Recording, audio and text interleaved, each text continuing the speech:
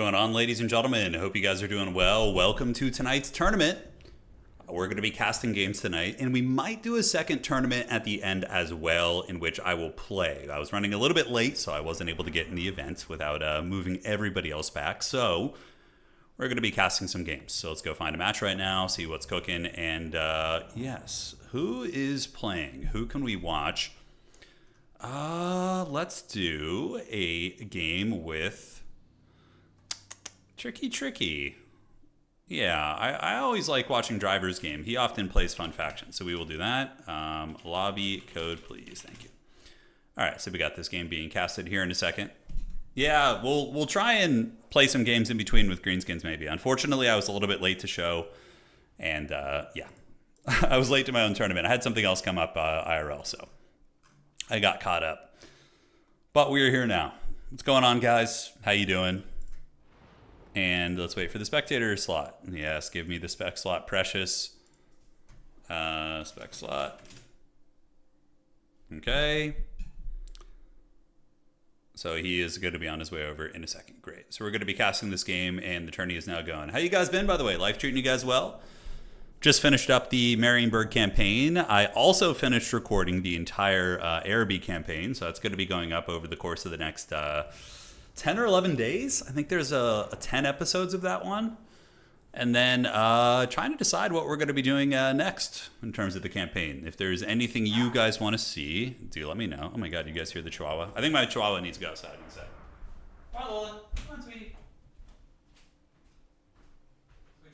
Come on, Lola, this way. Come on.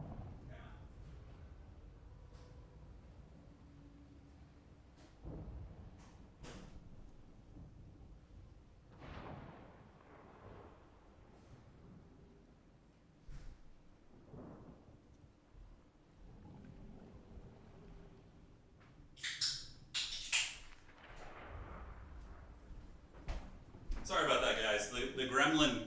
You heard the bork? Yeah, no, she's pissed. She wanted to go outside. She's an insolent little gremlin, but we love her. All right, so what did I miss? We got the lobby code here, so let's go ahead and get down there, spectate that bad boy, and do it to it.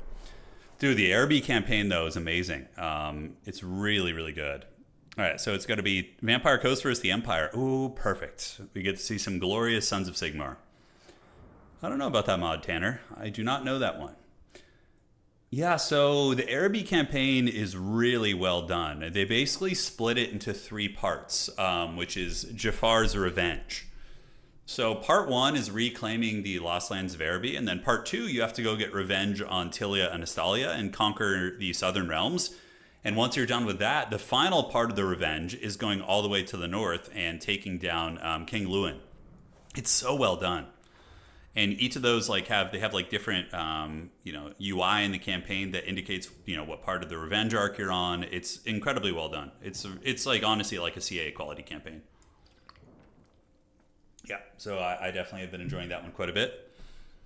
And yeah, there's a really neat one that is a Sartosa rework. So somebody did a full rework of Sartosa, in which the faction they get like humans. So you get like human militia, different things like that. It's pretty cool. What's up, Nanny? How you doing? Welcome to the stream. All right, so we got Empire versus Vampire Coast here in game 1. And let me do this real quick. All right, perfect. Great. Yeah, pretty even matchup, honestly. Vampire Coast Empire has always been one of those ones that's like right down the middle. Burning ahead is incredibly devastating, but Vampire Coast can really swarm you with zombies and push you back, and bomber mobs can be really brutal against state troopers. But again, Empire does have the Sunmaker, but Carronades of Vampire Coast can often trade with Empire cannons. It's fun. Doing really good, Smotown. How you doing, man? Yeah, tourney time. Get ready to go. I was going to play, but we're taking it easy now. And I will play some games at the end of the stream, though. We'll do some 1v1. So there will be some sweaty greenskin action. Once we finish the regular tournament, I'll play like 5 or 6 games against some of the tournament boys. Yeah. Should be good. Yes. Feeling a bit of sympathy for the Age of Mythology guys. Interested to see what emerges victorious tonight. Oh, there's an Age of Mythology event going on right now? It's like a tournament or something? Be curious to hear about that. But yeah, Empire Huntsmen are also great. Huntsmen are really good against Morgul's. They're loose formation, so like mortars and artillery doesn't hurt them as badly. Could honestly go either way. Okay, let me make sure there's nothing else going on here, and it doesn't look like it. Nope, no other admin issues. Everybody's in their rounds. And the tourney hath begun. Elspeth mod, oh boy. Hey, Pickled and Salt. Deathland is not balanced in the slightest, but it's one of the most fun Empire mods I've ever played. Highly recommend. Okay, firstly, thank you so much for that very generous donation. And secondly, let me ask you this. What is the mod? Could you type in like a short paragraph what that mod is? And is it like lore friendly? Because I prefer to do mods that are like lore adjacent at least and not like super out of left field. Yeah. Slaanesh is still all evil and powerful. Yeah, probably. I would assume there's some Slaanesh players playing tonight. Let me see what we got on the docket for tonight. AoE 4 DLC. Yeah, I did see the announcement for that, Tanner. Yeah, I did. It's like a new Cav faction, right? It's like is it a Japanese or a Chinese sub-faction, I think? I can't remember. Declarations. We have High Elves, Bretonnia, Khorne, Nurgle, High Elves, Greenskins, Empire, Tomb Kings, Kislev, Counts, Lizards, Greenskins, Coast, Dark Elves, Empire. Wow, a couple Empire players playing today as well. Okay. Should be fun. The other ones as well. All right. So it begins. Oh, Luther Harkin. Very risky against the Empire. He's a big target. You know, Empire's really good at shooting down big targets, so. And who better to deal with a big, scary flying monster than the big huntsman? It's the Jin Dynasty in Age of Empires, okay? Yeah, we'll play, we're going to play Greenskins after the tournament's over. We're going to play a bunch of Greenskin games tonight. So, yeah, we'll, Wildfire, I'll come cast some of your games. We'll get some other Greenskin chads in here and make sure to focus on them. All right, guys. So it begins. Let's break it down and let's see what's cooking. So for Twisted Plates, he is our Vampire Coast player. He's going to be bringing a battle line of zombie pirate dickhand mobs and a couple of bombers as well, which are good against state troopers. Bombers are good if you go wide because they just give you this pushing power that is very unparalleled. We have Luther Harkin, a great assassin character, but a huge target himself. If Luther Harkin's going to be getting shot by like 4 Huntsman units and netted down by Marcus Solfart, he can have a really, really bad time. So we'll see how that goes. All right. Carronade to the back to try and win the artillery duel. Mourngul's a little bit unnecessary against the Empire in most situations. Mourngul's themselves they're okay, but Empire infantry isn't really a problem. Typically, you're going to be wanting more stuff to deal with Cav. Although Mourngul's, if they ambush like Empire Knights, can actually trade somewhat well, but if they get charged and focused by Huntsmen, it can be pretty ugly. On the outside, we have Rotting Prometheans, Gunnery Mobs, Luther Harkin up in the sky, and Mourngul's on the Deep Vanguard. Now, Mourngul's could go Spec Ops. If you creep them all the way around the back of your opponent's formation and get on top of the artillery, it's not bad at all. All right, Pickled says it's an Empire roster overhaul, gives you a lot of heavy artillery and more machines. That's pretty cool. Okay. I will take a gander at it. So, for Driver, Sons of Sigmar here, Swordsman, and a big vanguard of Huntsmen with Marcus Wolfhard, and the rest of the army is going to be State Troopers, which makes a lot of sense. State Troopers, they don't win too many fights head-to-head, but against Vampire Coast, they can actually do pretty well. It's going to be double Burning Headcaster, I think, which is pretty unheard of. Not unheard of, but uncommon. So he's got 2 Burning Headcasters with 2 Power Stones. A Power Stone is going to be giving you like 3 Winds of Magic extra, whereas a Burning Head costs 10. So you can get like a little bit of extra Burning Head energy out in the late game. But by going for 2 Burning Headcasters, you're basically going for more of like an Alpha Strike build where you'll burn through your Winds of Magic a lot quicker. But on that same coin, you might do a lot more damage in a burst and be able to get some ground. So Marcus is up. The Huntsmen stand at the ready with their cool floppy hats, and they're going to be staring across the distance at Marcus Chadhart. So Luther Harkin, who's hovering overhead. Zombies moving up. The zombie pirate gunnery mobs creeping up as well. And here comes ye old Scurvy Dogs. Scurvy Dogs have always been very good against Empire. You want them to chase down grenade launchers, pistoliers, outriders, and try diving some of those other pieces as well. What's up, Sabaticus? How you doing, man? All right, cannon shot shooting in, and does it hit the Bright Wizard? I believe it is targeting the Harry Potter right now. So the Bright Wizard, I think, is just the automatic target. And now the cannon is going to be zeroing in on the Empire Great Cannon. So we are going to have a bit of an artillery duel, and we will see who's going to win it. All right, so the cannonball does hit the Bright Wizard. So he eats a cannonball right to the face. So there he goes. Getting chewed up pretty good like. Elsewhere on the battlefield, guys, objective number 1 going to be taken by the Empire. Objective 2 going to be taken by the Empire. And the third point is being contested while the Vampire Coast moves up, and so it begins. Mourngul's creeping around the outside, thinking about where they want to go, and it does look like Vampire Coast should be able to get this. Luther Harkin can probably get some decent jumps on these swordsmen, and it does look like some Scurvy Dogs are going to be diving into the backfield, but immediately the Huntsmen zeroing in on the Scurvy Dogs. There's going to be some big volley fire. Those little doggies going to be getting it pretty good. Chewed up, losing half their HP, and if worst case, Marcus could net them, but it does look like Twisted Plate is just going to be losing them. They're crumbling, negative 33 leadership. And out of the gates, the Empire off to a pretty good start. Here, the Morngulls do manage to find the swordsman units. That's good. They manage to avoid the spears. And the wacky inflatable arm boys going to be jumping in with your boy Luther Harkin, and they are ripping and tearing pretty effectively against these poor state troopers, which is to be expected right there. Elsewhere, on the backside, the cannon continue to shoot, and it looks like the Empire cannon, I think they're still way too far out of range. Luther Harkin going to be getting hit by the Amber Bow, but it looks like the Morngulls do kind of intercept that shot, and the state troopers are going to be broken here. They're both swordsman units, so they're both going to be pretty damn awful against like monstrous stuff, right? Not going to be in their natural habitat.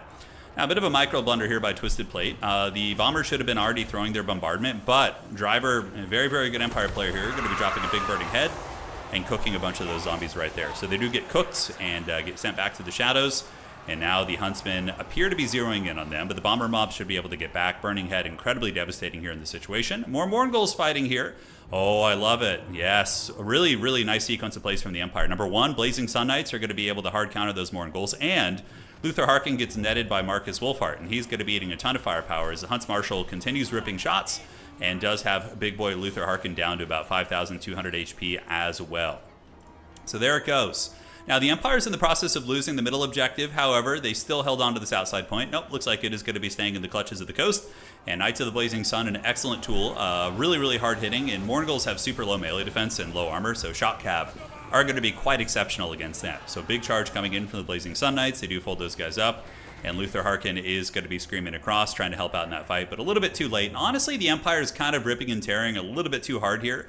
All four of these huntsmen have been unimpeded the entire time. They're just going balls deep, shooting into enemy troops. We see the zombie pirate gunnery mobs getting it. Marcus Wolfhart just cackling and living his best life, as we do see Sirens called in. Now, Sirens are okay against Empire as like a fringe piece in the late game. You usually don't want to call them out in the early game simply because of the fact that the Winds of Magic is going to be so prevalent. But if you call them out late game when the Empire runs out of Winds of Magic, you can actually have a ton of success.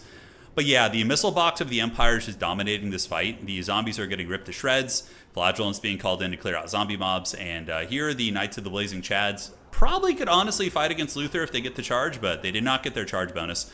So they're just going to be sad boys here, and they will be piling in to maybe fight or go elsewhere. We're going to have to see what they decide to do. Double burning head attempt. What the hell was that? I think he just tried to do a double burning head on those Sirens, but the Sirens were able to dodge that. Homeboy was paying attention. And at the backside, Huntsman shooting while the Flagellants are on their way up. The Vampire Coast did get the middle objective, but the State Troopers of Sigmar are holding. Now, is there any chances that the Vampire Coast is going to be able to pull this one back? They do have some good quality infantry in here. I mean, Depth Guard can basically take an infinite amount of State Troopers, but they themselves will melt pretty quickly to arrow fire. So when the arrows zero in on them, the cannons, you can see the cannons are now shooting them. They're immediately going to be taking big casualties, so a little bit dodgy. Now, on the outside, the Empire might be making a mistake of playing the outside point a little bit too aggressively rather than consolidating their strength here. We do see Scurvy Dogs getting around the Blazing Sun Knights, trying to chase down the grenade launchers, but the Blazing Suns should be able to keep them honest. Sirens going to be very nice against the State Troopers, leading to some terror routes right here, so those bad boys going to get routed right there. And this objective may start to flip back to Vampire Coast as we do see some dickhead mobs coming in. And to the backside, it is going to be a fat cannon. Carronade actually out-trading the Empire cannon. It looks like 3 models left to this cannon basically being broken, but the Empire does call in a second Great Cannon, and the Great Cannon will probably end up beating the Vampire Coast equivalent, considering it is perfectly healthy. All right, so moving on in are the Huntsmen, and they have zeroed in on Marcus's target, on Luther Harkin. And up at the front, the Depth Guard, how are they looking? They're very much in the open right now. The Empire player should basically get all of these Huntsmen and just open fire on the Depth Guard while they're in the open there. It would really wreck them pretty badly. So yeah, grenade launchers are launching grenades, one of the coolest units on the Empire roster. And if you guys haven't played the Bannerlord mod, the Old Realms mod, grenade launchers are hands down one of the most fun units you can get in your army. And here they are going to be melting down these Sirens with Burning Head. Fat negative 53 leadership, no small amount there. Cannon going to be compromised by the State Troopers. Depth Guard are pretty much the last bastion of strength we do see here for the Empire or the Vampire Coast player, as the Archers going to be turning around, and they got the memo. They saw the Depth Guard standing there, and these Depth Guard are going to be paying the troll toll. All right, so there goes the Depth Guard, and weak binding very, very soon going to be crumbling after one more big consolidated volley here. Heavy cav coming in for the Empire, the Chad Empire Knights of Sigmar. They're couching the lances, and there they go. And these are halberds, of course, but they're unbraced. They're already crumbling, so they're going to be going pretty quickly. The charge bonus, very effective when they're not braced. Blazing Sun Knights coming in, ripping and tearing. I think one of the coolest things in this game is like when a Knight of the Blazing Sun unit charges through like a burning head with like grenades going off in the background. It's what it's all about, man. So Blazing Sun's now going to be zeroing in on the gunnery mobs, and they'll have a very good fight there, and the Scurvy Dogs will not be able to stop them effectively. Luther Harkin trying to do what he can, but Luther Harkin is already a risky pick against Empire in general. Typically against Empire, you're going to be seeing like a Count Noctilus or a generic vampire character, you know, just like one of the vampire caster lords. They're very, very cost effective here. Yeah, I mean, there is some aquatics relevance. It looks like there are like rivers of blood, sort of. So I think that the aquatics does come into play on this map, which is pretty funny. Granted, I don't think it's going to be enough to really make a considerable difference. Bulwark, thank you for resubscribing, man. I appreciate it, and I'm doing quite good. Thank you for asking. Morngul's coming in. Driver, I would say Driver, this Empire player, is probably one of our strongest Empire players in the community right now. One of the, I would say, top 3 Empire players for sure. He's been doing really good with the Sons of Sigmar and getting very, very far in tournaments. But we are going to be seeing Luther Harkin getting pounded now by the Huntsman. So there goes our sweet prince. He was too good for this world, and yep, he's going to be ragdolling in the ground there as the Vampire Coast is on the brink of death here as we do approach the very last moments of the game here. Blazing Sun Knights being called in once again. And honestly, just a very clean build from the Empire, very effective, and yeah, I think the build for the Vampire Coast was a little bit off. Bringing Luther Harkin is already risky, but there was a couple other issues, like Morngul's are also, I don't think, very good against Empire. Granted, they did collapse. I think having one Morngul in reserve to clear out like Flagellants in the late game and give you a little bit of you know, utility on the Vanguard is not bad, but overall here, they do not feel like the strongest choice. So Blazing Chads on their way in, going to be burning through the witches and slamming through the ditches in the back of their Dragula as they do get in, and those guys get melted up, crumbling, on fire. Not that it matters too much. I think they have the hunger, which doesn't make you weak to fire. It's regeneration, which does. So there's units that have the hunger. They're not usually weak to fire, if I'm not mistaken. I'd have to double check, but yeah, massive value difference for sure. And did the Vampire Coast even bring a wizard? You know what? I think they might not have brought a wizard. So we could have been seeing a big experience difference, or he just didn't call it a wizard. But yeah, you always want to get a Harry Potter. There's like a very few situations in competitive multiplayer where you don't want a Harry Potter in your army, but this is a matchup where you want to be Invo on Luther, a couple other things. So hopefully he did bring a caster. He actually forgot a wizard, so that's unfortunate. Honestly, maybe a bit of a newer player to the competitive scene, but he put up a good fight against one of our best Empire players, so shout out to you, Twisted Plate. Definitely, you just want to mix in a wizard in this army, and there's a multitude of ways to go about it, but we can show you guys some builds here. So GG, well played. Marcus did good. The Huntsman ripped it up, but yeah, good little game right there, and let's go ahead and move it to it. Okay, so if you are playing Vampire Coast against the Empire, now I am an Empire player. I play the Empire usually on this side of the coin. Matches are still going. But if I was like in an SFT right now and I was playing Vampire Coast, let's see what I would do. So we're going to get Vampire Coast to Coast. I'm playing against Empire. You definitely want to go wide. Empire does not like being swarmed. I mean, the burning heads will be annoying for sure, but you're going to go hard in the paint like this. Probably like 3 bomber mobs just to... You want to push the Empire off the objectives, triple cap them, and then from there, you know, you might lose out on value, but aside from that, you're going to be all right. So let's get a couple of Scurvy Dogs. You always want to max out on those. And honestly, you can open with like 2 or 3 Scurvy Dogs and go like Anticity style of play where you just get the objectives immediately. You could even go 4. If you have the micro for it, you can open with that many. For the Lord, you definitely want to go Celastra. As unfun as that is, she is the strongest choice. So you want to go for Arcane Conduit and Ghost of the Past. Just all you do, guys, is you tide call the state troopers and you summon the Ghosts of the Past to wreck the archers. Every Empire player and their dog hates this shit. It is so incredibly annoying. So you definitely want to do that. Now, as far as the rest of the army goes, you can mix in some handgunners.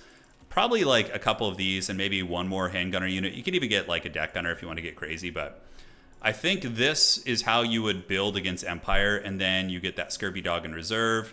You can get 2 Sirens for the late game. A couple Depth Guard polearms aren't a bad idea as well. One Morngul I don't hate.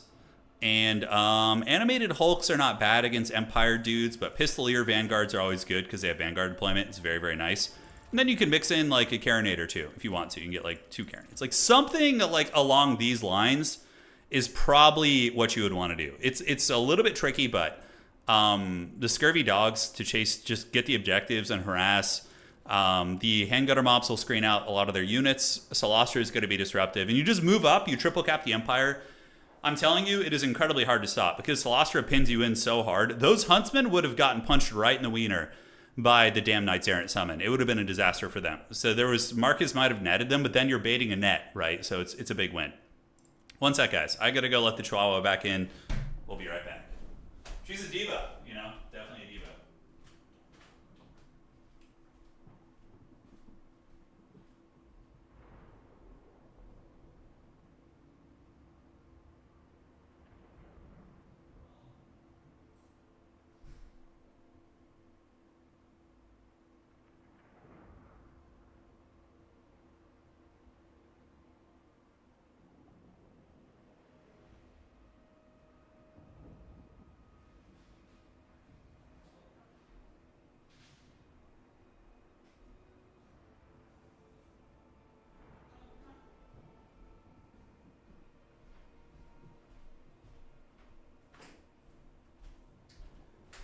All right, guys, we're back in business. The beast has been satiated. It is happy now, I think, although it might bark again. I don't know. It's a creature, all right. Yeah, it's a wide build, right? Wide builds, like, if you're new to this game, okay, like, typically going very wide is more forgiving because you can lose individual elements of your army and it's not as disastrous. Whereas, like, going more elite can work at a high level, but it requires a little bit more finesse and game knowledge of each matchup and like what they can do, and also very good micro as well. If you're going to be doing like SE builds and elite builds, which again work really well in some matchups, you know. Yeah, Lola is for sure a fell beast. The Chihuahua. I don't know if I have any pictures of her. Let's see if I have some lurking around here. It's quite the gremlin. All right, let me see here. Okay. Still no show. All right.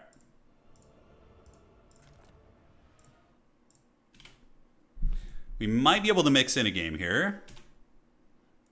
Okay, so somebody's opponent didn't show up. Extra evil. And, I mean, I could just play the game versus Homeboy if he wants to. I don't know if he's here, but we'll find out. So I know you guys wanted some greenskins tonight, so we will mix it in. The greenskins are so fun to play, though. They're a great faction. Greenskins can do a lot. They can play elite, they can play wide, they can play monster mash. Very, very fun faction. Yep, anybody can join these tournaments. All are welcome to join.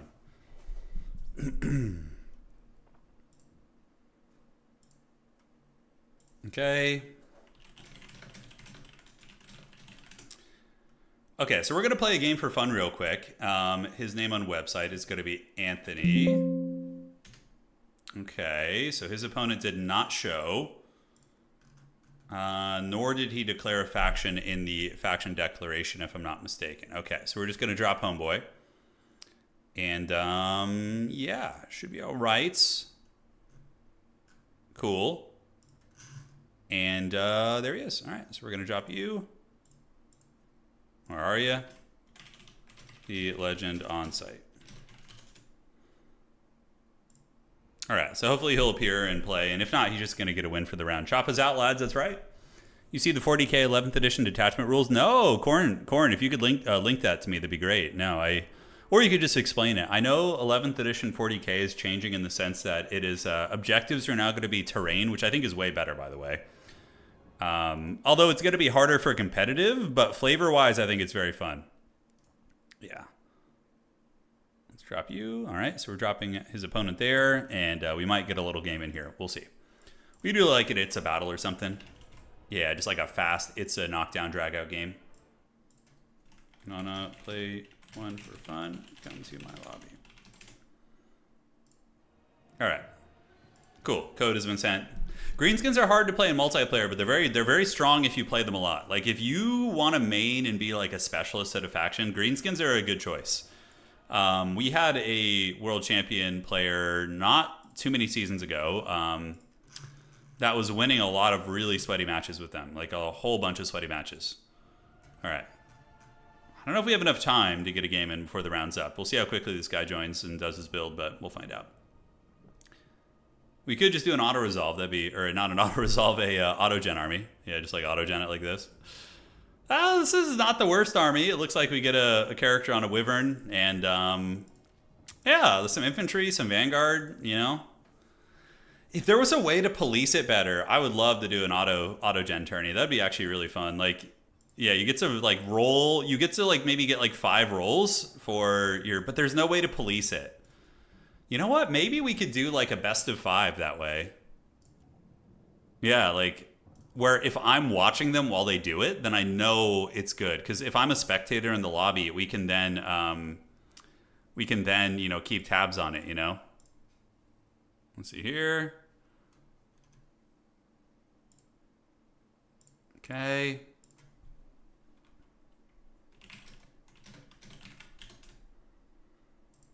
All right. If he doesn't come in time, we're just going to get into the next round. It shouldn't be an issue. Yeah, but would you guys want to see that? Like, I get 2 high-level players and we do like an auto-gen tourney where they, I spectate and then we auto-gen with them and just like, you know, they get a couple rolls. Yeah. You get the war boss and he's going to be on the pit. Yeah, see, it gives you different mounts and you just have to keep all the items that they have. I bet you some factions are really good at auto-gen. Why do I feel like Chaos Dwarves might be decent at it? I mean, this is a decent army with the exception of the Lord. This is a pretty damn good army. Double blunderbuss, like 4 good infantry and a hell cannon. That seems pretty good. And then the reinforcements are not bad either. You get a freaking Iron Demon, some decent mobility cav. Yeah, Chaos Dwarves feel like they might be pretty good. Oh my god, double hell cannon. Yes. Yes. That sounds like fun. Well, like, Slanesh wouldn't be as good in autogen, right? Because when you autogen Slanesh, like, this army is, like, not that great. Slanesh is, like, scary when you get to pick everything. Like, this Slanesh army kind of sucks. You have, like, a Praeton, you have, like, double Chariot, you know, there's things there. Vampire counts have very strong autogen. The only thing about vampire counts is you're going to be wasting a lot of resources on your mages. Because, like, if we don't let you, like, take spells off. All right, so we're going to do greenskins here. Is the round still not done, by the way? Let's refresh this. Okay.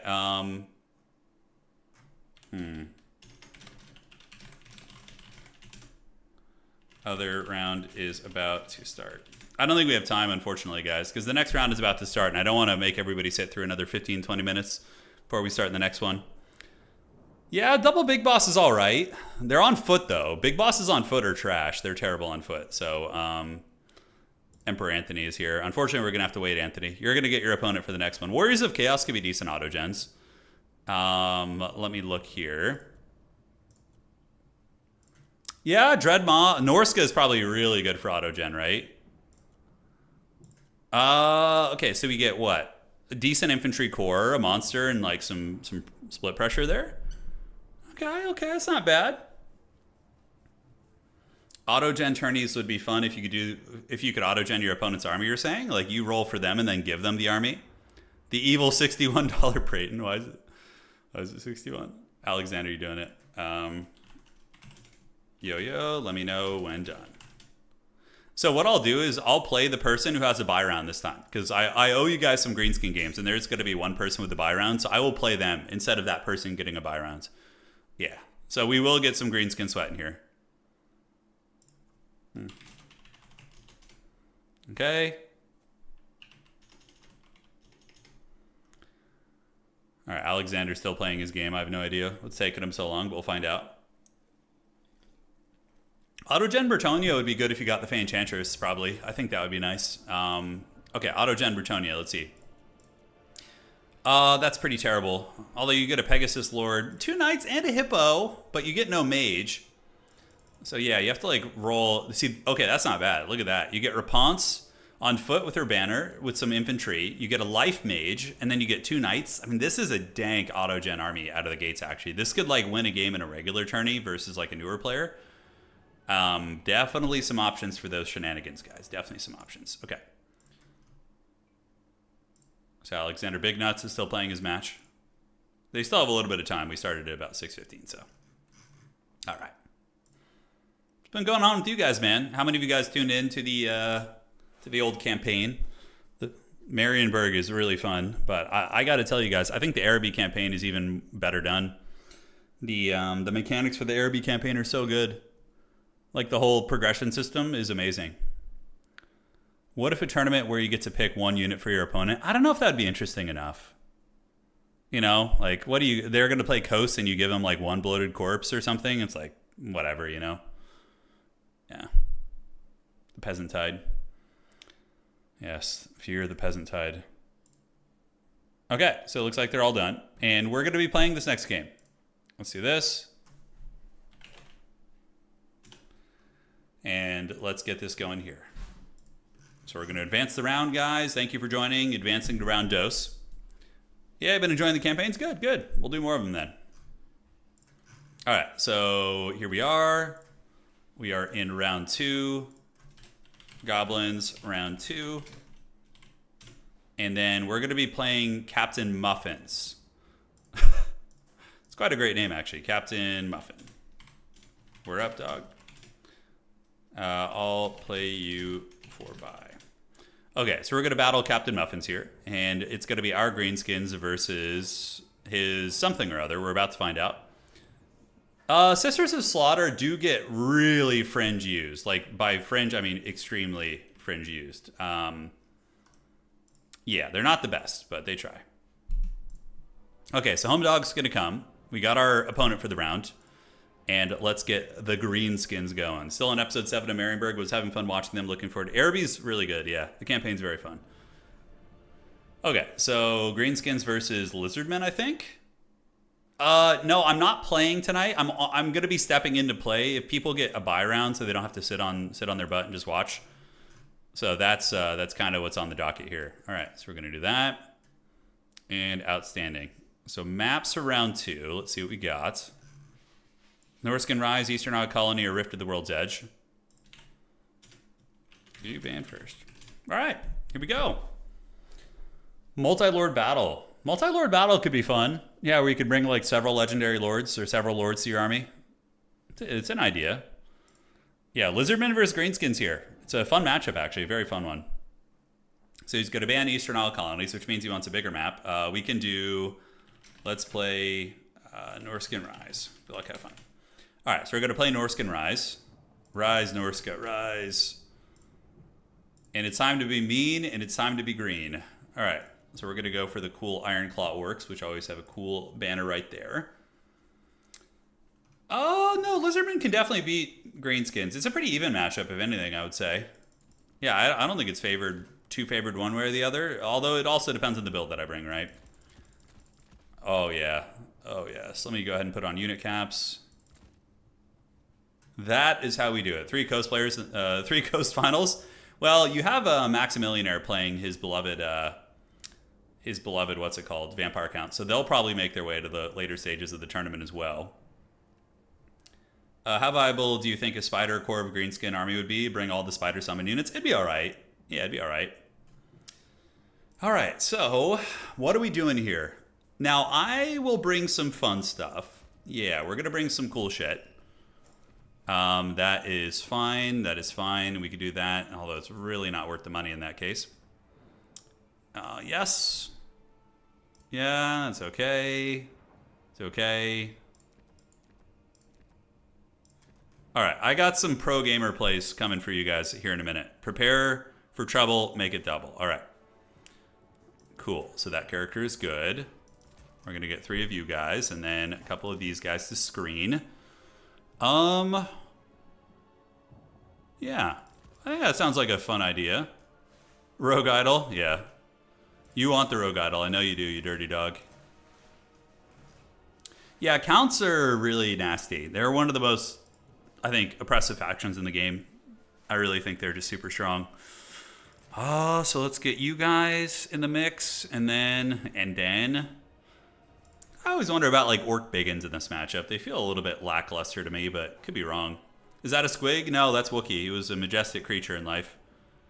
He was a truly noble beast. It was Anna, my lovely wife's guardian gremlin. Okay. And then we get you. Okay, so that's going to be fun out of the gates. Got a couple of you homies. Great. And then we can get you and you. Is that what we want to do for our reinforcements? Extended roster tournament? That would be very unfair. Because some factions have very good extended rosters, and some just like have absolute memes of an extended roster, you know? Hey, thank you. Yeah, Corn, I'll take a look at it in between games, man. We'll all look together. It'll be fun. Savage Orcs are all right against lizards, but they do kind of get bullied by the errors, by the arrows and whatnot. Yeah, so let's get you guys, and then... all right, choices. Let's throw you in the mix. I've always been a fan of the Arachnarok Flinger Shrine, although I don't think it's that good against lizards. Yeah, I'm bringing some wild shit, guys. Prepare. Tabletop lizardmen are super slow. I'm sure beastmen or greenskins would be. Slow in tabletop isn't as big of an issue as long as you're resilient. Because, you know, tabletop doesn't... Well, it depends on what kind of tabletop you're playing, but Old World is just kill your opponent, so... You can literally just sit in the corner of the board and shoot at them with stuff if you have cannons. Well, corner camping is a little bit harder in that game because of the line of sight, but... yes, I think that looks good. Let's cut you, and we're going to get one of these. And then we'll get one of you guys. Looking great. Oh my god, I almost forgot, like, the most important unit on the roster. I was, like, just sitting here not bringing the most important shit that you possibly have in this matchup. Because I'm so good at this game. Alright, so what else do we want to bring? 875. And then we can bring... Okay, let's do 3 of those guys. And cut you and you.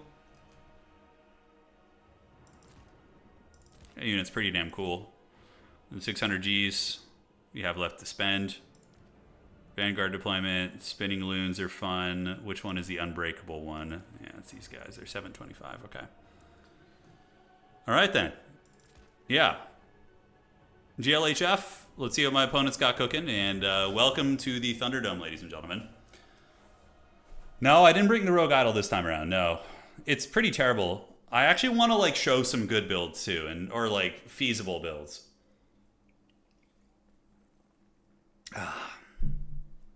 All goblins. Ooh, I should have done all goblins. Okay, maybe I will do an all goblin game tonight. Yeah, we'll try and work it in. Okay, let me check and make sure there's nothing else going on. Perfect. So I wanted to go with a Wurzag build actually. So we got your boy Wurzag. He's going to be rolling up with the Black Orcs. So we got Black Orcs, 2 of them. They're going to be screened out by goblins. So we put shielded goblins in front of them to eat the skink fire, basically. Okay, then we got Wurzag in the back. Ruggelad's Armored Orcs are an auto-take in pretty much every matchup. We'll get a single spear guarding them. And then we have 2 Doomdiver Catapults, which are pretty good. Doomdiver Catapults are, I think, very solid. So we got 3 Wolf Riders, which are going to Vanguard deploy on the high ground and try and grab that.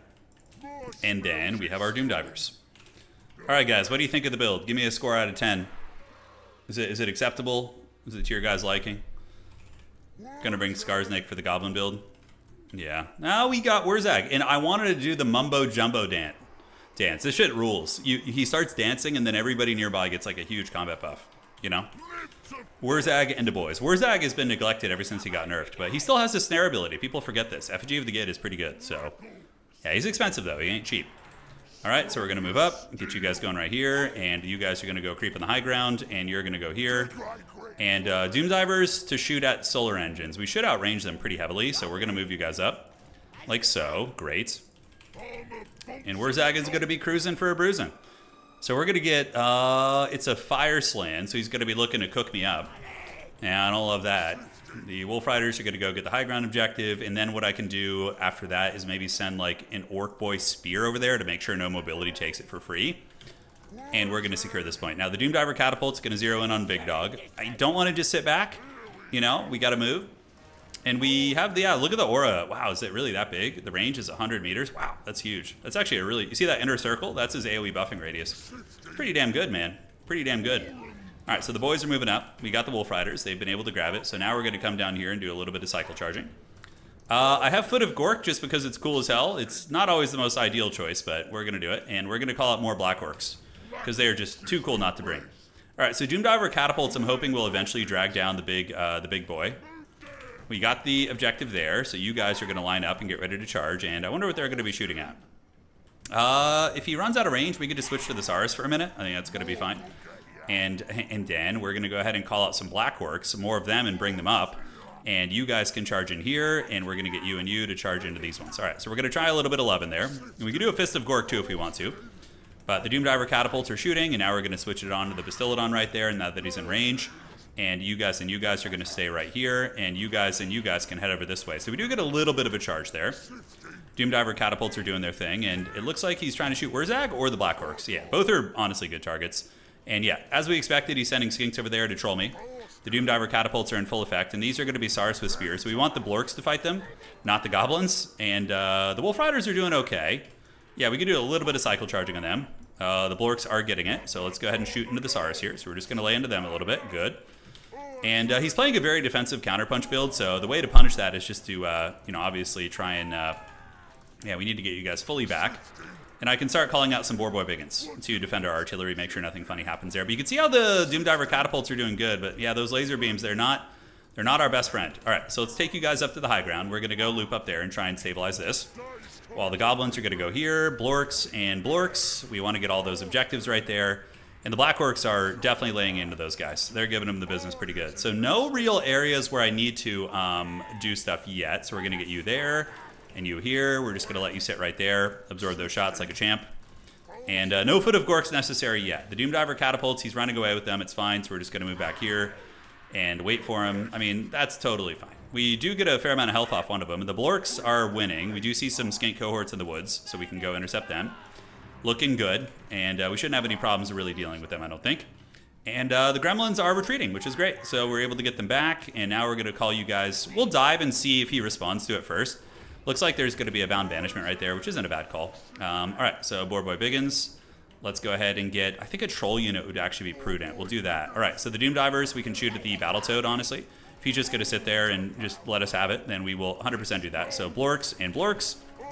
We want to triple cap our opponent here, and is he going to be calling in anything to protect himself? He is. Spear Riders, great. So that's when we just run away. Run away! All right, so the Paul Blork Mall Cops are doing great. We're going to get some Swamp Things to come out, and they're going to go intercept those Gremlins in the woods. Archers can shoot these guys. You guys get up and shoot them. I don't really have any usage of magic quite yet. Although here, this would be pretty epic. So we're going to do a Foot of Gork right there. It's not really the ideal spot, but it's going to be cool as shit. Oh, Foot of Gork. The foot. Just killed my own goblin unit.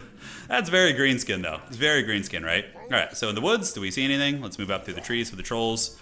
And it looks like the Battletoad is going to be running away. And in the meantime, now we have Sacred Crocscores coming in, which is outstanding. All right, so trolls, we found their skinks on the edge of the battlefield, and to be expected. And the Black Orcs trying to fight. They're about to get Crocscored in the face. And Blorks, you guys need to move back on the point. We're going to call you guys down here, and we're going to save the WAAAAAAGH for a more important fight. So we have the Gremlins in the woods. They've been intercepted. Doomdiver catapults are shooting into the big dogs. I could do the Mumbo Jumbo dance. I don't know if it's time for that yet, but you guys go here, you guys go right here, and we can go ahead and send some Savage Orcs just to the middle objective. Saving the WAAAAAAGH for something. That's what goblins are for. That's right. So yeah, you're learning. All right, so the Boarboy Biggins, let's get them up. They can go fight those Crocscores, and we're going to get you guys over here. Shots, we can keep working down the Battletoad just to keep Homie honest. He's done a good job positioning there. Let's go run you guys down and get a couple of you guys to run these guys down. And now we're going to pop the WAAAAAAGH because we're going to have a lot of units fighting. And haven't had any need to use the Effigy of the Git yet. Sacred Crocscores going to be an ideal target. Let's shoot them. Go here. And I think it's about time for the Mumbo Jumbo dance. It's getting there. Yeah, so the WAAAAAAGH is going to be huge here. The Paul Blork Mall Cop should be good. And we're going to use an Effigy of the Git, trap you guys down. And now we're going to get our Baconators and everybody. And we're going to go Mumbo Jumbo, baby. So everybody here is going to be steroided. Yeah, fighting pretty damn hard. All right, Doomdiver catapults. We need to shoot the Umbral Tide. They're a problem. Let's get some more Boarboy Biggins coming out this way. On the middle, it's looking fine because we have Black Orcs, so they should win that fight. The Mumbo Jumbo dance in full effect, though. It is in full effect. And we have Boarboys coming out. They're going to intercept these Feral Cold ones. I can't move, though, during the Mumbo Jumbo, which is one of the scary things about it. All right, so Fist of Gork, we can give it to you guys. Let you keep fighting. And the Doomdiver catapults are starting to get into the Salamanders. But the fighting's getting a little bit sketchy in some areas. We definitely need to win one of these points here if we can. So here comes the Bacon. The Bacon's going to go get on these guys. We have Foot of Gork. I don't know where I want to use it at this point. The Trolls can keep moving forward and trying to get on top of the Umbral Tide there. And we can try and dodge that with the Rugloods. All right, do I have anything speedy that can come out and help? Not really. Wurzag can maybe charge a little bit. We do have some Savage Orcs coming in. The high ground point is going. Yeah, value trading's pretty close. Let's get you guys here, and we're going to get another boar boy big in to come and just basically flatline you guys. All right, so you guys get in. Ruglets fight here. Let's get you guys to help clear off these dudes. And the trolls actually got the salamanders, so we might be able to get a snipe here, actually. We have a great opportunity. Foot of Gork. Yeah, we're going to want that in a second. Let's unsummon you guys. And you gremlins actually can just go and intercept those guys, see what we can do there. And yeah, the Savage Orc's doing good work, but a little bit sketchy against those units, so we need to move. That's going to be a big, scary spell there. And the trolls are now coming to boink down this land, which I know this land is the forbidden fruit of Lustria, but, you know, sometimes you got to just bite into the forbidden fruit, man. Foot of Gork, don't know if I want to use it there. Don't know. High ground objective is secured. We can focus all of our efforts here. Let's dodge and dodge, see if we can get away from that, although honestly we're already in it, so might as well stay the course. And the troll is doing it. So we're going to do a Foot of Gork right on top of these Saurus warriors right here. Trolls are going to run away a little bit, so let's get them back. Doomdiver catapults shoot on the Salamander hunting packs. You goblins unsummoned, and let's pull these boar boy biggins back up. All right. So we do get a big Foot of Gork right there, and we can do a Fist of Gork. Savage Orcs can keep fighting. Hopefully we'll be able to win on this side. We need to get our trolls back. Yeah, we didn't quite fully finish them off. His slan is really low, though. Look at that guy, man. I mean, I know it's usually a trap to try and finish off those damn slan, but somebody's got to do it. All right, so where's Zag and the boys fighting here? Fist of Gork able to break through. Let's go up through around the back of his army here and see if we can creep ever so slightly. Yeah, we need to finish off the Battletoad. We're going to go charge him here, as a matter of fact. All right, so that position's all right. We can fight the spears, which doesn't feel great. Unsummoning on you guys, get the Blorks back in the pool. And let's use Effigy of the Git on the Battletoad. Yeah, that's going to snare him down. Should be pretty nice for us. All right, so charge. Yeah, unfortunately, there are some dudes here, so we're going to need to charge in on both sides and just get a big old fight on those Cold One Spear Riders. So let's go. I do have the Mumbo Jumbo Dance. I don't know if it's going to be enough, but the enemy slan is now gone, so that's good. Trolls are going to win the fight. I do have some reinforcements coming in, so let's get all you guys moving up. And it started to feel a little bit dangerous, but I think we're okay. So the Bacon's going to get around the outside. Very sweet Bacon. And you guys, is he staying in this fight? Oh, overcasted Foot of Gork. Let's go. Oh, yes. Drop the foot. And we do get a big boink on them. Definitely was probably not worth it, but it sent a message, you know, that we mean business. Let's get the Blorks in there. We're going to pull you guys back. And now we're in the process of, I would say, resecuring this objective. The Greenskin's actually doing a little bit of funky business up top here. It's going to be some cohorts. So what do I send? I think all I really have to send. I should have gotten some cheap Bacon Cav. That was a bit of a mistake on my end, but it's all good in the neighborhood. So these are going to be Feral Cold Ones. What can I possibly shoot at here? Maybe the Salamander hunting packs, try and get them offline. And you guys, let's unsummon them, get them back in the pool. So where's Zag and the Trolls? Going to fight right there. Here, I probably want to send some Goblins over there too to make sure we don't lose the high ground objective. And with the Slan being dead, we actually took down a Slan, which is huge. The Cold One Riders are going to get folded here. Let's get you guys in right there. And those are Feral Cold Ones, so we probably just send a Wolf Rider to go deal with them. A Wolf Rider with Fist of Gork might be able to win that, although I think, out of Winds of Magic, so it's not going to happen. All right, so those guys are getting folded. The high ground objective, they're going real hard in the paint on that one to try and get that. So we're going to go try and bully them off that if we can. Wolf Riders, I don't know how that's going to go. Yeah, we can send some Goblins back there to help out a little bit. And the Swamp Things in the woods have successfully taken down those Saurus. So that's looking nice. A little bit of capture weight for my opponent here. And we can also send in the Ruglud's Armored Orcs. Yeah, they're going to be a very stalwart piece that's hard to get rid of. Okay, so we do manage to reclaim that objective, which is going to get us back on the train to victory. So now we can move across. The Feral Cold Ones, I think, are winning that fight. I might need to bring Wurzag back here to help out. And you guys, let's unsummon these, get these Blorks to move to the middle objective. We can leave the Trolls to live in the bushes, actually. I think that's going to be good. And do we get a favorable fight here? We don't. This is actually bad. So we're going to pull back with the Boar Boys. We don't want to be sacrificing them. And then we're going to move down here, And we're going to start to play the middle, which I think is a more prudent choice. Okay, so the Goblins here causing big problems. Wrong unit, but it's fine. They'll do the job. So Paul Blork, Mall Cop, going to go over there. We're going to get these Boar Boys coming out this way. And Wurzag could charge in. We could. So let's get all of you guys coming down this way. Great. And we just fight like in the main open field here, right? I think that's going to be the play. Doomdiver's probably not worth shooting at those guys. Yeah, we're going to get you guys here, you guys here. He's almost out of ammunition on those damn Distillodons. They've been a friggin' menace and a half, by the way. And what could I call in that would be good here? The Moon Howlers, I mean, are all right. They can definitely get out and fight some of the lower tier stuff on the field. Trolls living in the bushes. Biggest Squiggus could come out. I mean, we have a lot of game to be played here, but We have a lot of game to be played. All right, so you continue chasing. Boar Boy Biggin's going to be creeping across the map. WAAAAAAGH is coming as well with his Mumbo Jumbo. And yeah, we try and get the middle. Now, a couple Black Orcs will be back on the menu soon. Doom Divers are about to run out of ammunition. Yeah, and it looks like some bacon will be getting in. Aside from that, though, we just need to hold an objective for a little bit longer. If we could just, like, ninja one of these, it's going to be pretty huge. So WAAAAAAGH can go in and fight. I mean, he's not the best fighter in the world, but could be worse, too. Let's get another Boar Boy Biggin coming out, because it's going to be mobility spam from here on. And we're going to get you to come around. All right, looking good. The Baconators did get in. We need to get you on the Salamanders if at all possible.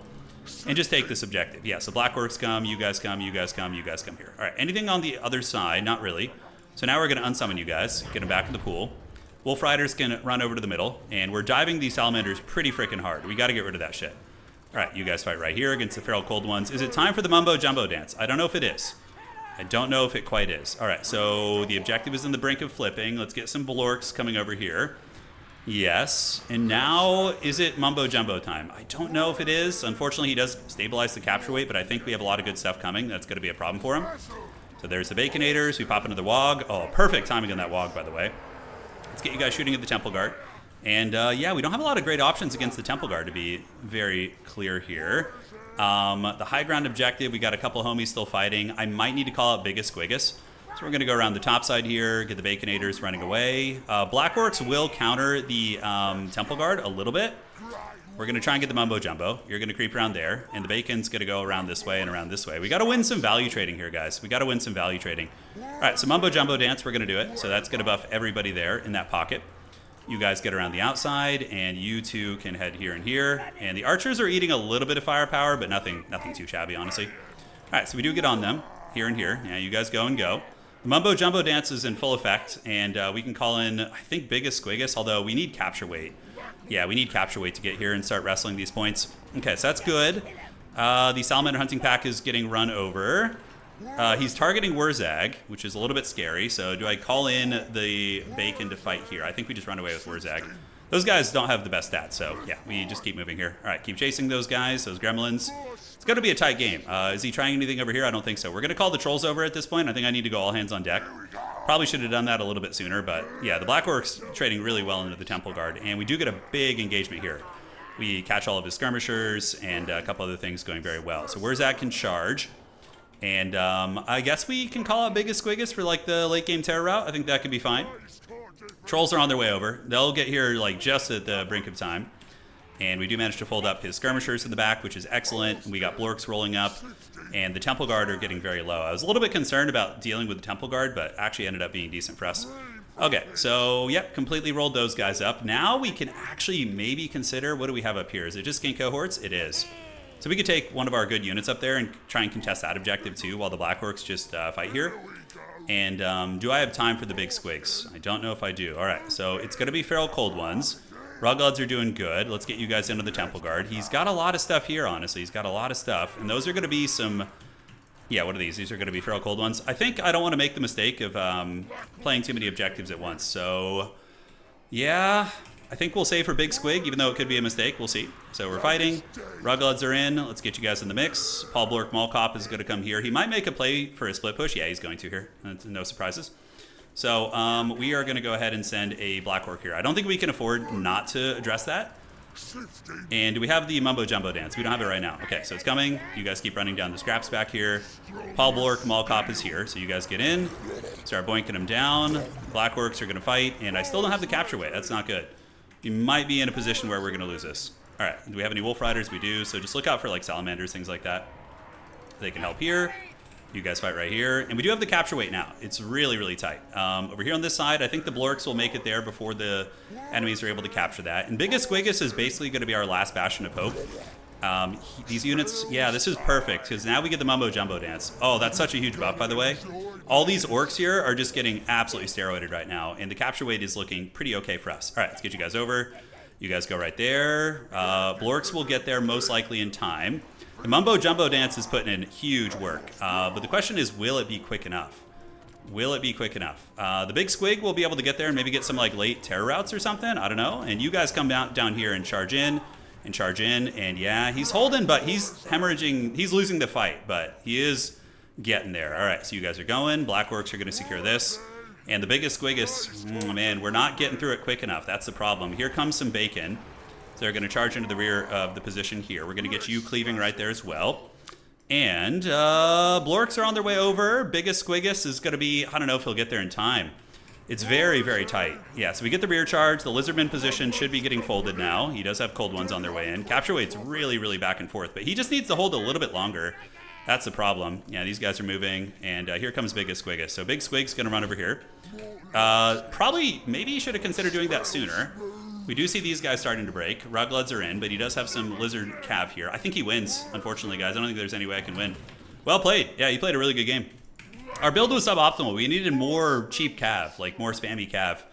Blorks are not going to make it, so they're just going to stay there. And yeah, we're going to flip it, but it's going to be too late. Basically, you can see it's flipping right now. I mean, ooh, yeah, he's got us right now, because now he wins on 1 point pretty comfortably. Well played. Yeah, some Orc spam. Yeah, some more Orc Boy spam, for sure. All right, let's get you in. The farting squig is going to go do his thing. I mean, I could make a big play up to the high ground, but not going to be quick enough.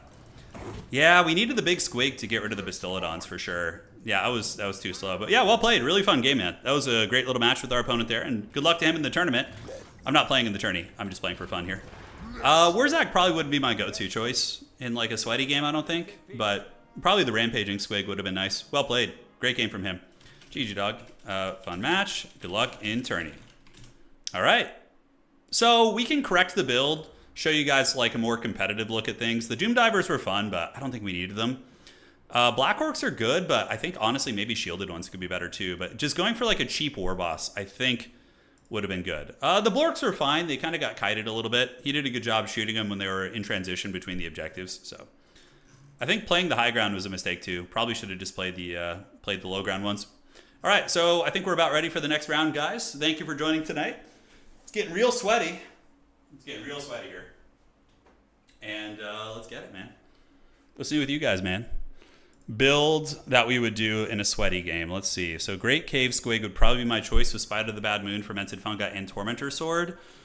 From here, I think we go for probably just cheap Boar Boys. I do actually like the Blorks. I think they're pretty effective because they wreck Saurus really badly. Elsewhere, I like the Wolf Vanguard. Probably you go with a Hag with Fate Abuna. Because, you know, Foot of Gork was a meme, but if I just Fate Abuna'd, it would have just killed those Saurus, right? Or the Cav. So yeah, like an opening build like this with Rugloods feels really, really good. Yeah, the Bastillodon's probably got like 1200 value. They usually don't do as much as you would think. Can Noodle, they usually don't. All right. Yeah, so a little build like this, I think, would have been good, like out of the gates, much stronger. And then in reinforcements, you want to get the cheap bacon Cav. That was a mistake. I should have had a million of them. A million. So, like, you know, 3 of these guys, couple Boar Boy Biggins, you know, and then maybe Swamp Things, I think, are a good choice. They were pretty effective. Yeah, something along these lines is how you would actually want to play that. Okay, so now let's see if we're ready for the next round, guys. Yeah, saving for the big squig, right. Yeah, if the Savage Orcs had made it, it might have been able to flip it. No, absolutely, you're not wrong. All right, so Captain Muffin, he got his buy round there, but at least he feels like he earned his win now. And we'll see what Alexander is going to be doing next. All right. Let me know when done. All right, so we're just waiting for the last homies to finish their game. 2 of them going. And then we'll do round 3. And yeah, if there's another buy round player, I'll just play them for fun.